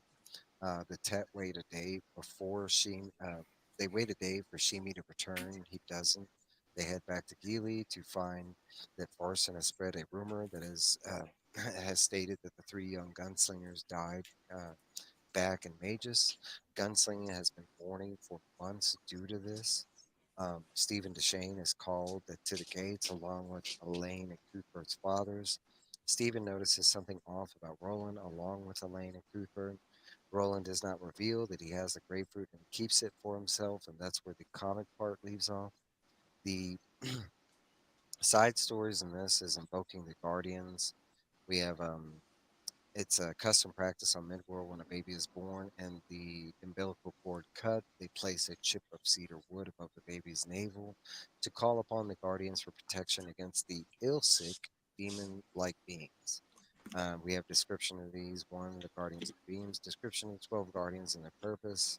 They protect the beams and the tower. Demon elementals, and this is where we get some of that new information. For the 12 Guardians, there are also 6 demon elementals that Hmm. oppose the white, said to be in control of the ill six with their beams, and we learn of like an upside down version of the beams, that there's an evil like path, that there's an underside of the beams that they're able to travel. Um, Part 3 is we have the uh, how do you say that? Invocation of the Guardians. Description of the ceremony and call. Invocation. Yeah, invocation. Mhm. Invocation of the Guardians. Description of the ceremony and calling upon the Guardians to protect the baby. After the ceremony, one of the Guardians will come to a parent and bestow a second name for the baby containing power and protection. And I kind of like briefly explain that this ceremony is actually like the baby parents. They get like a village kind of sorcerer or a religious leader, and they basically get 12 other people within their village, and the 12 people take up these masks that imitate the guardians. um, they do this little song and dance, and one of those individuals wearing the mask like chooses the baby and becomes kind of like a godfather to that parent. Later on that night, that's when the parents go to sleep, and in their dreams, that's when one of the guardians, come to them and bestow a second name and a promise of protection for that child's life along the path. All right, and then we get the conclusion. The narrator says this is the most important ceremony within a person's life. It says the study shows that if people had the ceremony, they lived twice as long as people that did not. We also get a description of North Central Postronics, Dogans, again for the 5th time in this arc alone. We get a beautiful description on La Casa Roy Rus, and then we get a letter from Rosé. Rob. Yeah, and then we get a letter from Robert Forth and Peter David, the writers of the series that we told. Um, and that is the end of this issue. My very last question on this whole series. Well, I got a couple more questions, but pertaining to the material. Um, so we get to this end story, right? And but at this point, visually, we've got a lot of visual representation of this version of the Crimson King, right? Did anybody catch something off about the Crimson King that is just appearance, and he's actually wearing most of the stuff you see, like the crown he has and the eye that's here, is actually a headband that he's wearing. The spider legs that appear behind him is actually like a cape that he just kind of throws on. Um, I bring this up because it's heavily described that the end Crimson King is not the version of the Crimson King we should have got. That this one's more, but but the closer you look at him, it's really just an old man wearing some cool stuff. I mean, he's got a cool headband, and he's got a cool cape with some spider legs. We do know that he is a were spider, so I'm not stating that this guy does not have these legs. We do see pictures of, and I think it might be in this issue of a spider baby Crimson King kind of thing. Um, I don't know if it's in this issue, and this I don't is think it's in that issue. I don't recall seeing that. Yeah, I like that map. Is cool too. But I will, did anybody else catch that he is wearing that stuff? Like he's wearing that crown, that he is, that the spider appendages that are shown are the cape. If you look close enough, they actually have like, Like Yeah, his spider armor. I hadn't looked that close, to be honest with you, but my thought is maybe it's not so much that he wants to appear like a spider. One of the things that I was going to kind of question, I was under the impression by looking at the backstories that the baby that was born was the Crimson King, but the that's baby is killed. Yeah. So, and yeah, it's even referenced a lot in these sides. So, yeah, it was all chopped up and everything. So, I don't know if maybe the baby survived but lost its spider arms, and that's just him compensating for that, or if we No, have to no, see some. they explained it. They explained it. He wasn't, that wasn't the only child. it, There was that another was child. this that was I the don't So remember second that because child. one. Yeah, yeah, because the Crimson King kept calling him cousin. And Yeah. he says, "Why the hell do you keep calling me cousin?" He goes, "Well, do you think that there was just the one child that you guys killed? There I were don't remember many." S- reading that part. Yeah. Yeah, they So said there were many children. in the first side stories, there's a Yeah, brief like part of those side stories where it states that that Merlin had been trying to trick the White, and he sent those like the people in there to trick Arthur and stuff, and they had that banquet or whatever. Like, and that's when they first seduced Arthur and like got him to sleep with them. They got the seed from Arthur, and yep. they like did that whole Mia transmog thing where they transferred into that, and that was the birth of the Crimson King. The second time is a whole nother thing, and Hmm. with Queen Rowana, and because Queen Rowana makes that deal with the spider demon, and like that's what gets her this time, but it also gets her killed, kind of thing. Yep. No, but All there right. was I actually like must have forgotten that. Yeah. yeah, there was actually like there would have been another spider baby. Okay, um, so my belief was that Roland was allowed in the tower because he was a direct descendant of Arthur Eld, right? Hmm. And we find So out, was the king, Hmm. yeah, that Crimson King is also a direct descendant of Arthur Eld. and he could also access the tower, and he did.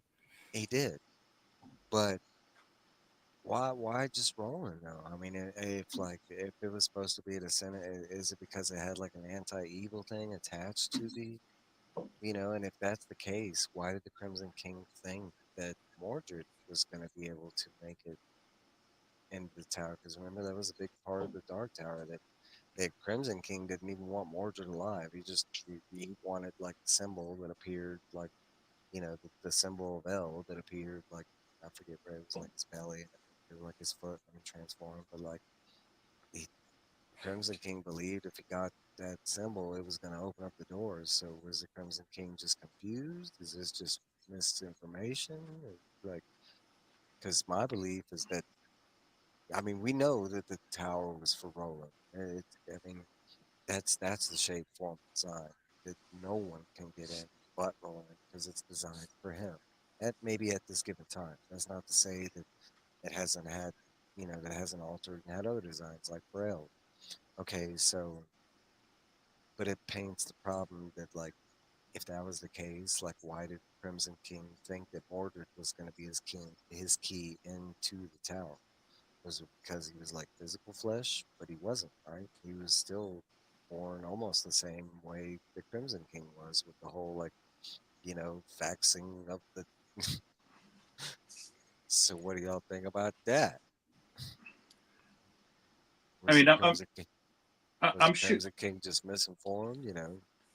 I'm shooting from the hip, but my immediate thought is, again, we've been talking a lot tonight, especially about opposites and about balance and whatnot. Maybe, maybe although one person from the bloodline can enter the tower, it's not activated or something if it's one white and one black, which brings me a separate question about the tower that I'll ask later on. So maybe that Crimson King was thinking maybe I could just get away with two L's. I have a couple thoughts because I always thought like, okay, so direct descendant of elf grants him access. We've seen that Crimson King gets into the tower. So maybe it's like to get to the top of the tower, you have to be ultimately good, and that's where Crimson King fucked up, kind of like a how the Grinch stole Christmas kind of situation, where like he actually made it to the place he wants to be, but then he fucked up on his own evil, and that's why the tower stuck him on the balcony. Because like, you even think about that ramifications, like the tower changed itself as Roland was walking up. So like the Crimson King getting stuck on a balcony, you have to like figure that's part of a punishment designed by the tower kind of thing. Like You know they what? could have just kicked him out. It could have just killed him. You know, it just occurred to me. Again, just going with the idea of balance. Mordred, even though he's the Crimson King's son, he, for all intents and purposes, comes from Roland. He's, warped or whatever from Roland to the demon to Suzanne. Maybe the Crimson King was like, well, look, technically, he's Roland's blood. If he's got the light blood in him, even if he's evil, maybe that'll count. Because I'm evil and he's I got could the good actually go blood. for that. I Yeah. could actually go for that because we do get a lot of semblances of balance, like for first and foremost, like in your face, like the yin yang thing becomes more apparent with the white versus the red.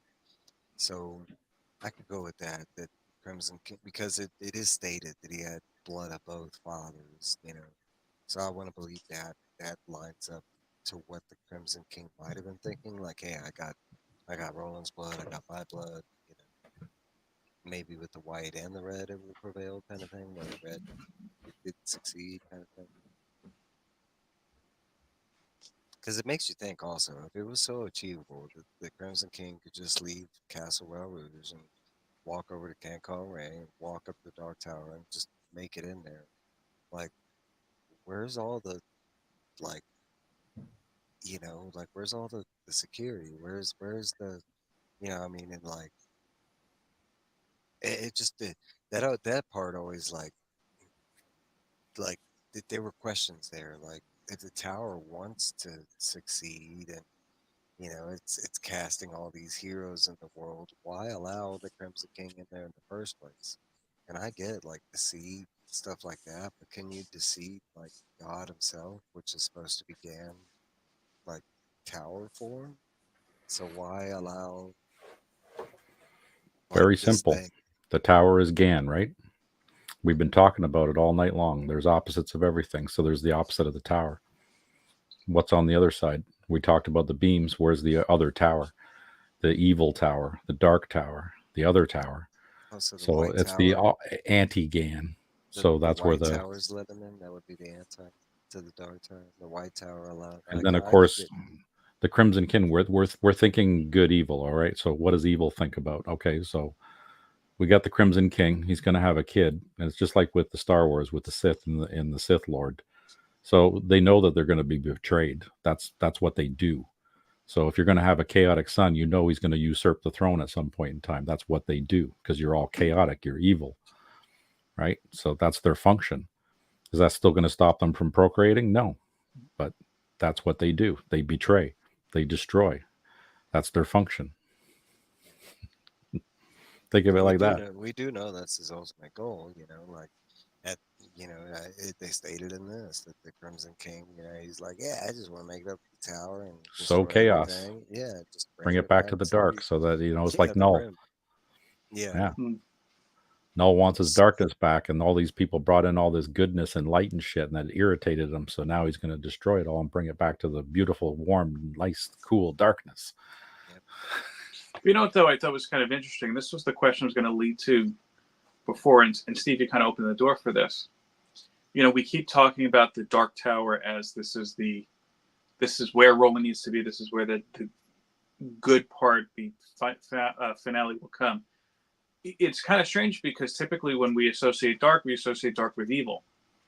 So is the evil tower the one that's showing here, and on the other side is the light Light tower, power. right? Supposed to be the good tower. Yeah, probably. Because up until now, I was thinking, well, maybe it's the dark tower because dark, black absorbs As colors. encompassed it. Yeah, I always took it as like that was part of the quest was making it to the Dark Tower. Like especially finding out that the main bad guy was stuck in a tower. I always assumed it was part of Roland's mission to make it the White Tower, like bring it back to the light side, like it was the Dark Tower currently because of malicious things, but like that's not originally what it's supposed to be. Now the story went like a different way, but honestly, like when I go back to the Gunslinger and the talk of the Dark Tower and like my vision of like where this quest was going, that was part of it, and kind of like in relation to like the Neverending Story and other versions of quest stories out there. That's kind of the goal behind, especially with Dark Tower in the title. Like no hero in history like lives in a dark tower. You know what I'm saying? Like no hero in history resides in a dark tower. Like like their towers are always talked about as you know lively and upkept. So I mean, to imagine that this was the place of ultimate good, it is kind of a like abstract concept kind of thing. Yeah. And just thinking about that alone, because paints all kind of pictures. Like, is this the evil version of the tower, and is the good tower like on the opposite end? Like something we haven't even seen. Well, They even talk. oh, I'm sorry. I was gonna say they talk about levels of tower within the book, other books within this comic. And I've always related to that of levels of tower within the Dark Tower, but it's never like the way it's worded. It's never worded levels within the Dark Tower. It's always levels of the tower. Like in someone that's writing about the Dark Tower, you think that would be labeled as that, especially wordsmithy as Stephen King is. So that might not be too far a stretch of things, but like we're just relating it to the Dark Tower. But I mean, We're it could making be as assumptions. yeah, it Well, could even be I mean, as I would presume that the inside of the tower changes depending on who's in it. You know what I'm saying? So, in our main storyline, Roland walks into the Dark Tower. That's why the different levels, or as he goes further up, it's parts of his life. So, what's to say that the Dark Tower itself, the exterior, doesn't reflect the last person who was in it? And that's probably a question we'll never know the answer to. Was the last person who reached the tower evil? Or maybe it well, was the White Tower at one point and it's been corrupted, just like you well. said. So now that the Crimson King's in there, he's turning the White Tower into the Dark Tower, or he had. I'm gonna say we do have more information on the tower. That just we haven't read those books yet, and one of those books being Insomnia. Insomnia does go a lot more into the levels of tower and not really associated with Roland. That's kind of an interesting topic in itself. Hmm. Um, but there are other books that do add other elements to the overall story that we haven't touched base on yet, like one we mentioned, Black House kind of thing, which involved events that happened around events, you know, Um, but I do. I mean, some of this is vague, like the tower in general. But there's never going to be, or no, I'm not going to say never, but we have not got like, you know, descriptive, well, what is the tower and what are all these levels of the Resolutions. tower? No, no, no. We just know that I could tell you that we do know of other levels of the tower that aren't related to Roland.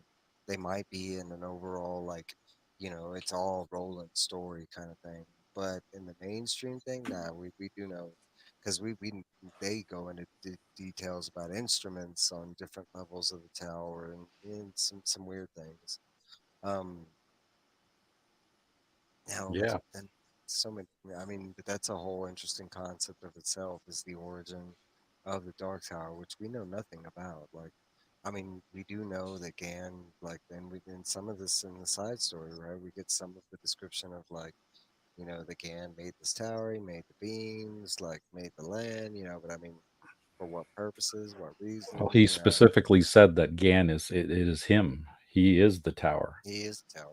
He is the tower, and that's made. It's basically like He, a. They even described the outer exterior of the tower like a leathery, almost like a skin. Yeah. yeah, the beams are his appendages. Yeah. So he is the tower, or Standing on a it. turtle, you standing on a stang tang. No, I'm playing. No, but okay. So my final question: what you compared to the first arc of the series? What you think? I mean, was this one better, same level, worse? Open grabs. Phil. I liked it. I think it Yeah. really advanced the story very well and explained a lot more stuff. And then, of course, creating new questions. But I liked Yeah. how this one moved along really nicely, and it had a lot of good action. And the stories in the back, even though it was only a 5 book series, that seemed like there was a lot more reading until that last book. Yeah. I do feel this was a much quicker pace. Like I think I finished the 5 stories like with a span of maybe 2 days. Yeah, that's Um, me too. I did it in 2 nights. yeah, and it just it did add to the existing story. What I like too is that you got so much more emotion behind, or I should say emotion, but more motivation behind Walter and the Crimson King, especially when Roland's meeting them in the grapefruit and Walter's just like pecking the shit out of him. Yeah. I was like, oh wow, it's not just Roland hates Walter for sleeping with his mother. It's Walter just despises Roland to Yep. the point where you're in the Crimson King. I said, hey, just lay off. I'm not done with him yet. Yeah, I like that. I like that Yeah, part. Yeah. yeah. Okay, that's enough. You've heard him enough. Like I like the whole repetition thing, like the whole like the Saints sticking in, sticking in, like I got to keep repeating myself like for the 100th time, that's when he gets to the whole pecking thing because Roland keeps asking for it. It's like, bro, just stop and listen for a second. No, Yeah. but And but but go it ahead. does go into that, the Roland that we saw both in the novel at this point in the novel and here is you could see why Roland is the way he is as an adult. Because this Roland is very brash. He's not he's not always logical. He's I guess at times he's forgotten the face of his father, as you could relate it to the book. And one of the things I do appreciate about the book on a whole, and you got a little bit more of this in the story, is that you are getting more of that relationship between Roland and his father. And I feel like there's more to explore just in that leads to why Roland is the way he is. I think you get a lot more because you think about it in the novel sense. Like, you meet this badass hero that's established as like a superb badass, but then, like, for some reason, he needs a crew, right? And you're like, why does this ultimate badass even need a crew, right? But then we go back to these, the prequel stories, and everything they show us is why he needs this crew and what he lost along the way and why he needs the new crew. But if you think about that,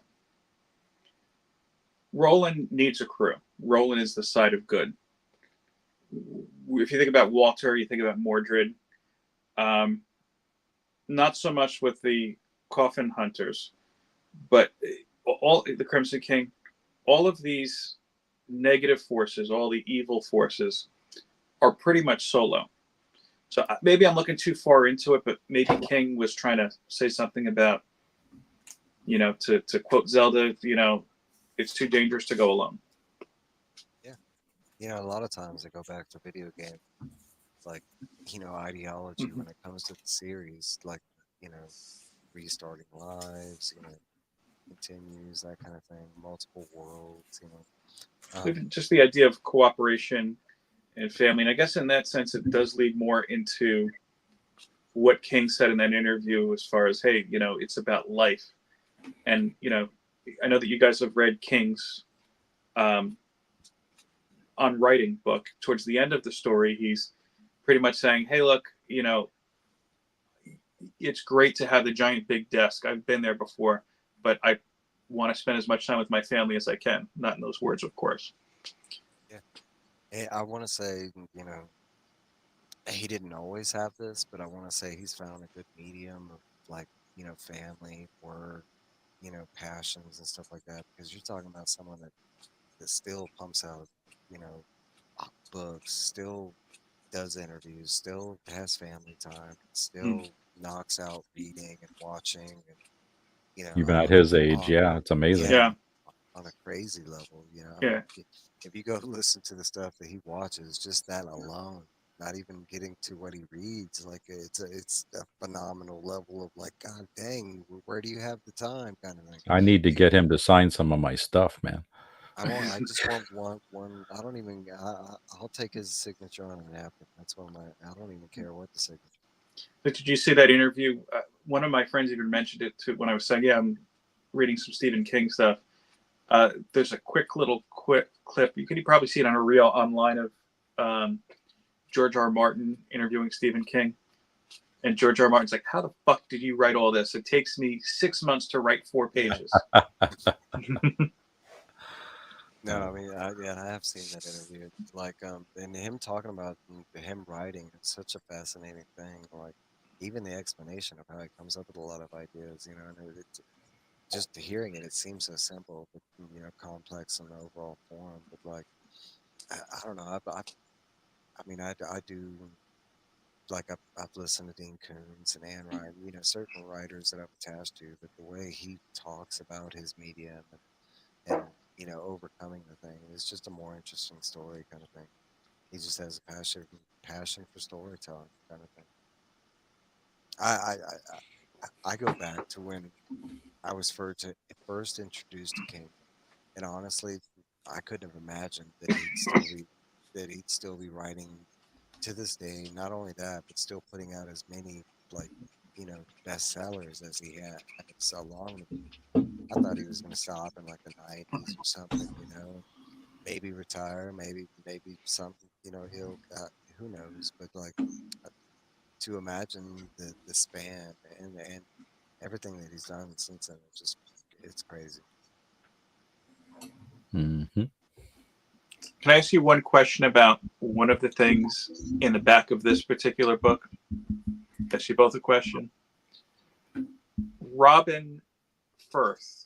Um, it's apparent in that letter that she's had such a passion for these stories and has, through the comic at least, acted like a guardian almost to the story.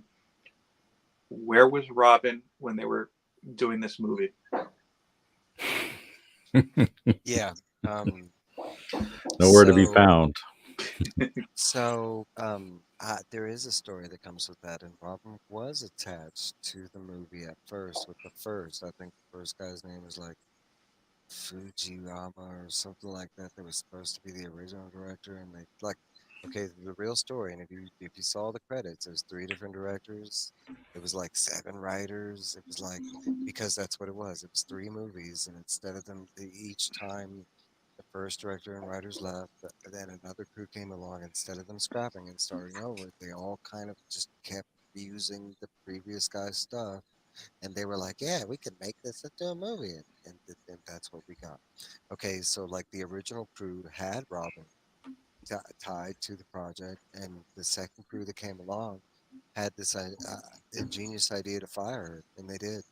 And without consent of Stephen King, and like when they went, they did it in a closed door thing, and like they had not realized how much like a part of the overall like like she's basically like his notepad when it comes to the Dark Tower. Like anytime that he needs to remember something, that's where he goes to is Robin. She's Like the notes. all the maps, all the like, and y'all haven't seen a lot of that. Like the Concordian that's been done by anybody was done by her. Like all like most of the background, like we credit Stephen King for like remembering that. No, it wasn't Stephen King. Most of it was Robin who like Mm. had to remind Stephen like. She would get the first drafts of these, but the rough drafts, and she would be going over. And if you see the edit lines from Robin, like you're talking about, like he would forget all kind of stuff, and the story would have went and all kind of done. And Robin was like, "This guy's dead," or that was pretty much from the third book on. I mean, no. So she was pretty integral. So the big reason that Yeah. movie sucked is right there. Was that dude firing? And I forget his name, but it was a big thing. He made a big deal about it. He was super happy. He was like, "Ha ha! This movie's gonna be fixed." Yeah. I mean, it's best. I didn't even get the impression that the person read any of the books. I felt like they were looking at if I don't even know if they still make them. What are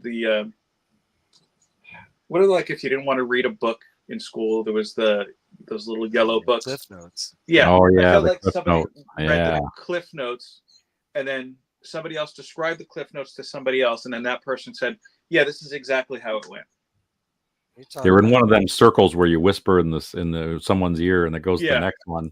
By the time you get to the end, it's something completely different. Yeah, that's the fact. That's that. Yeah, that's yeah. right. They even okay. So the title of the movie is The Dark Tower, right? And you think about it, like we do at this time, we did have the complete story. Trying to sum it up in 2 hours, like, okay, Mhm. they're magicians here, right? So Merlin is behind the helm of this movie, trying to do like, and that's basically what they did. Is they tried to tell the whole Dark Tower series, emitting like a whole bunch of shit in one movie. And like, first off, Disaster. why didn't you just focus on one of the books? Why did because like Yeah, within the and then make them movie, come back for more. Yeah, within the movie, you don't even start out in the Gunslinger or Wizards of Glass, or you start out in this weird spot where Roland is literally like a cat, like he's at Thunderclap's door is where they are because they're at Divertor. They show you where the Yeah, prisoners are being kept, and yeah, then guess who he finds right there? He finds Jake. So already, like the placement of things is like, right okay, out so of yeah, what it's was going to way be the off. plan here? but No, you know we what? I will never forgive the fact. I'll say this: they did try to spackle some King references, and even there was the reference I saw at the end to Salem's Lot that made me joke like, "Oh, okay, well, yeah, they decided to throw it in here, even though it makes no sense because it wasn't in New York City." Um, but the whole a month first, I did have a problem when it's like, "Hey, let's kidnap Jake, but we're going to take him to exactly where Roland. We don't want Roland to go." And then when they go there, the was it the Pig Dixie, whatever it's called? Dixie Pig. Yeah. Dixie yeah, the Pig. Dixie Pig. Okay, I had them right, wrong order. Yep. Just Um, reversed. That's all. You're good. You're good. like You're that good. was my favorite part of In the the movie was series the when we were ending. reading it because Oh, I Yeah. could, yeah, like I would kept thinking, wow, because at that time I think we were starting to talk about, hey, Amazon is going to do a series. I'm like, this is going to be an awesome sequence to show. This will be like that one episode every season of Game of Thrones. Everybody's like, you have to watch this episode, Oh and yeah. here it was just like crap, crap, crap. They wanted they wanted like that first scene you saw in Blade, but shittier. I don't even know what the Dixie Pig scene is so weird, right? Because they go on the Dixie Pig and it's like they kind of had it set up right, where it was like they went underground, but it was like in the movie it looked like the strip mall. Like Yeah, it it was was like like, it yeah, reminded me of Demolition Man. Like they went down Yeah. in It the was bad. sewers and there was like this. I was like, this wasn't how it was described at all. Like, what are y'all doing? The whole thing was a disaster from start to finish. I mean, Yeah, there's okay, like there's so much to pick apart. The whole thing was and, horrible. and It out of has state it sequence. has some moments. Like I do like the Yes, the Credo ending, scene. the end. It's it. It's it. Well, When it ends, that's the big moment. When it ended and the credits were Yeah, like, rolling, all right, yes, all right, it's boss. over. I can go home now. it's done finally. No, I do like the motto scene. The Credo scene with Steven and Nolan, even though we never get that in the books. Like, okay, Yeah, that but I scene did. I didn't exist. That was like the Battle of Jericho Hill, but Stephen was not there. Yeah, no, and So nowhere near the it battle that was we've been told in the books. but Like he had no part of that. that did not even even though happen. there was no build up, so you had no No, no resonance as far references. as Yeah, yeah. Even I felt bad for Elsa Serba and McConaughey. McConaughey, like I like McConaughey, but this whole movie he's like, all right, I'm gonna just do the worst acting job I ever can and just throw in every evil thing. Like I was almost like, can Kate Hudson just show up and save him from this? Make it into a rom com or something. You didn't watch the behind the scenes because I I did, I didn't, and and I and won't, and I and feel sorry for you that you did. and I'll tell you that Matthew McConaughey swears that he gave his best performance in that movie. Then Like, he's lying. okay, so he granted, left his Lincoln running somewhere. then that's what he was doing during that time was making those Lincoln commercials and becoming a college professor at the same time. Okay, um, so Good God. his whole like I lied. He's not a bad Man in Black. I could do like it's really the writing that goes into him because he just it's a Walter that we never get to see in the books. Like he just walks up to people and he's like, "Stop breathing," and they Yeah, just Or you two like fight each other to death. That was yeah, his. like his use of magic is beyond like anything. I mean, like it's not that it wasn't advertised that it was there, and we're seeing some stuff in the comics, but like just for the movie to be like, yeah, he's just got this ultimate like, where he can just stop people breathing, catch people on fire, like but even the look of the movie. 'Cause I was watching it on Roku channel, so it's like a free to watch thing. But they have commercials every 5 minutes or so. I remember like it's just got that grainy direct to video look, even though it was made well after video. Mm-hmm. And then like I it can't. shot to what's that? I can say that might be the Roku version because like seeing Well, no, but here's the argument I have there. Because with the Roku version, yes, you have commercials. It went to a Subaru commercial right after that, and I was like, Jesus Christ, this Subaru commercial looks like a goddamn masterpiece compared to this compared movie. okay, so like honestly, like if I were to break down, like it does have three really, really like bad, like as far as cinematic scenes, and that's the one The beginning, the Benny's middle, and scene, the end. the one Benny's scene where like the monster comes out, like there would just some random Benny. That whole scene, like with the smoke and stuff, the CGI is horrible.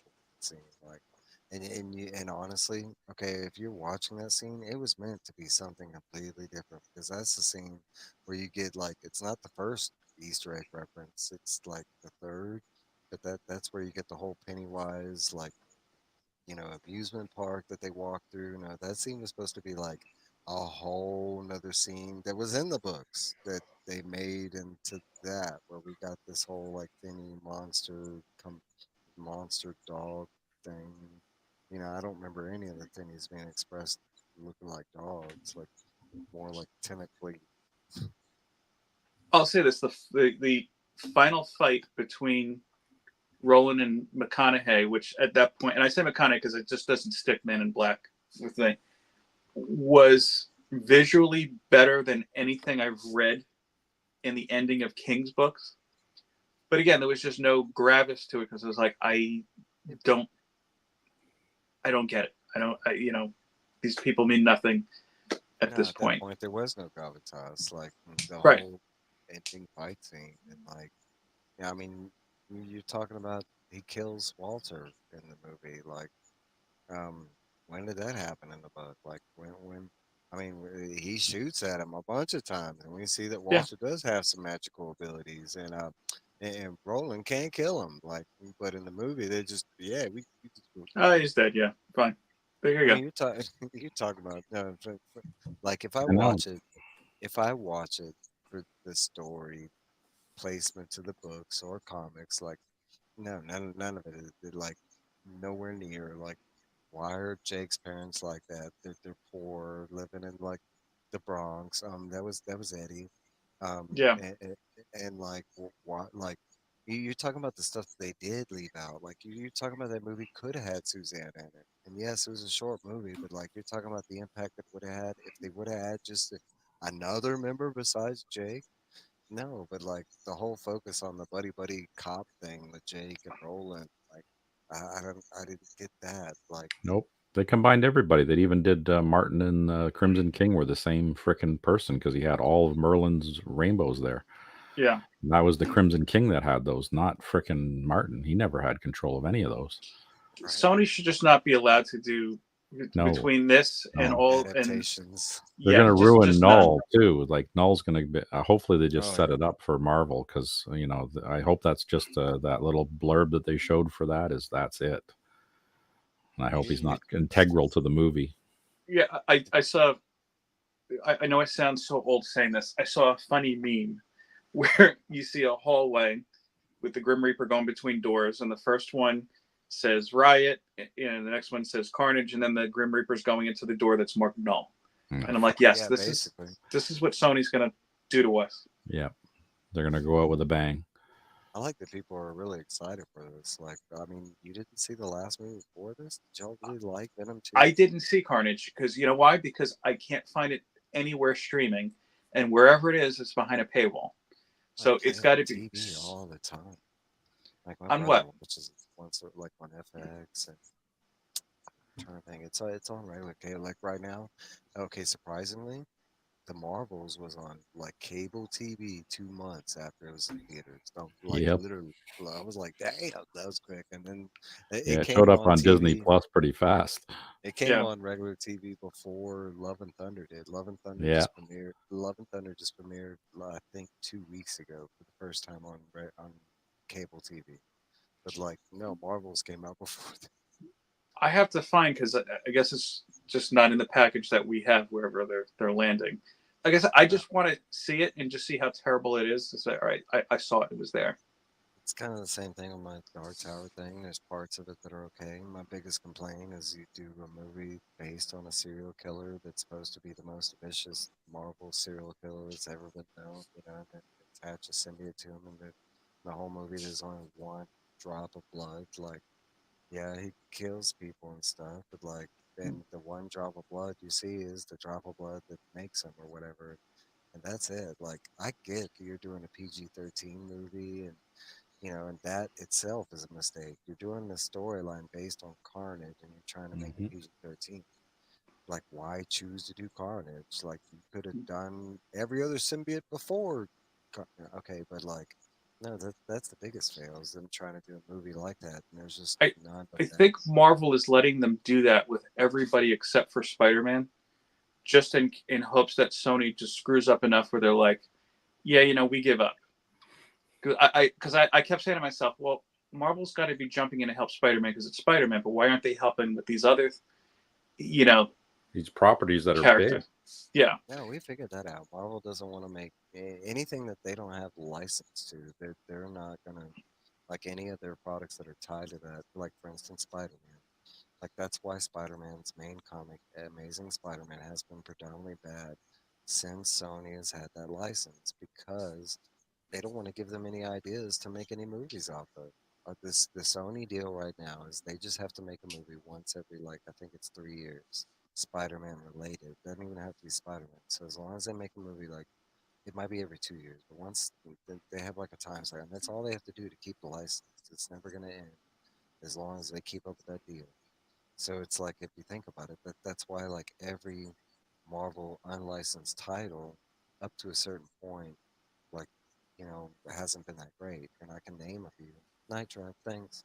Um, like the Incredible Hulk, was kind of terribly bad for like 2 runs. So we're talking about the Donny Cates, and okay, so like at that time, Marvel did not own the rights to Hulk. They were still going through the Universal battle, and then all of a sudden they get the rights back, from Universal, and all of a sudden now they have a predominantly good Hulk series that's on the shelf. The same thing could be said about like Fantastic Four, like up until issue like 20 of this run, it's just been like filler after filler after like nothing there kind of thing.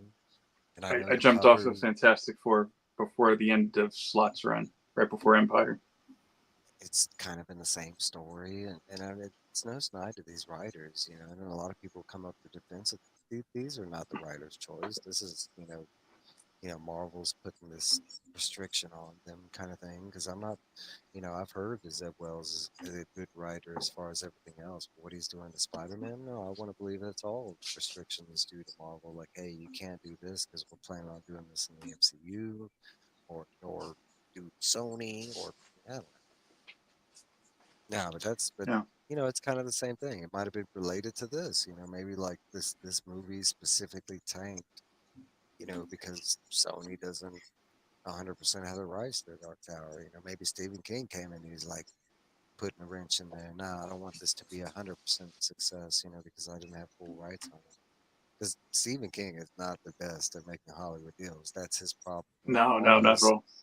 most of his movies is that he thinks he's giving the rights to people that love his novels and stuff like that and want to make the films. But the problem is that's not who gets the rights to his films. They're usually just people that want to make a buck because his movie, sold, and they kind of have a kind of a grasp on the novel, you know. But From what but I yeah, understand, though, Salem's Lot, I think he even said this is more in line with what I have always envisioned. honestly, Salem's Lot that already, and to me, it was always a movie. Finding out it was a miniseries movie was new to me, but that was Oh before no, it the came new out. one coming out. He Yeah, made a yeah, I know what statement. Yeah. Oh, okay. no, but even the original Salem's Lot movie, I enjoyed, like, especially compared to the book, and like, in my opinion, it's one of his better adaptations. That got made into movies. It's not one of the because especially during that time, he's got a lot of bad ones. Like, I mean, I agree with I have faith in Flanagan because Flanagan's actually done a lot of, like, and recently a lot of Stephen King adaptations have been good. Gerald's Game is fantastic. Um, 1911 is really good. Into the Tall Grass is really good. It Chapter 1 and 2 were really good. I mean, lately we've got a good run of Stephen King, but there's been some bad ones in there too because Firestarter, the remake, didn't do so well. The Pet Cemetery stuff didn't do so well. Um, so I mean, it's still, but I mean, there's still some great ones too. Doctor Sleep I like got Doctor Sleep huge too. praise. My Um, wife hated that one. I haven't seen it. I loved it. It was good. I haven't seen it because I haven't read the book, and I want to read the book first to compare it because to how Yeah, there's a Frost good looks. resolution to The Shining in that one for sure. Yeah, yeah. But guys, The that is this episode. tower, We're basically rambling about all kind of stuff. the Um, tower. right? Yeah, and that's next. We're going to Treachery, and ooh, I love this series. I love this arc. I think Treachery is what, a 6-issue arc. This one is not a 5. I think Yep, it's 6. 6. Yeah, Because and there is 6 of 6. Treachery is the next arc we're touching base on, and it will be in 2 weeks. Um, be the same, bad channel, bad time. That Saturday, the same time. Um, I do know we're losing a fallen friend. Trev is eventually, this will, well, I mean, technically he was in the chat, but he will no longer be on the group unless something happens. But he's had a life change where, his job's not allowing him to join on our Saturday stream. So we will be Trevless for a little, I got some hope that he might come back. So I'm not going to say forever, but guys, that's this episode. I want to thank everybody for coming. My esteemed panel, Phil and Steve, thanks for joining. Um, but 2 weeks, we got some more to talk about.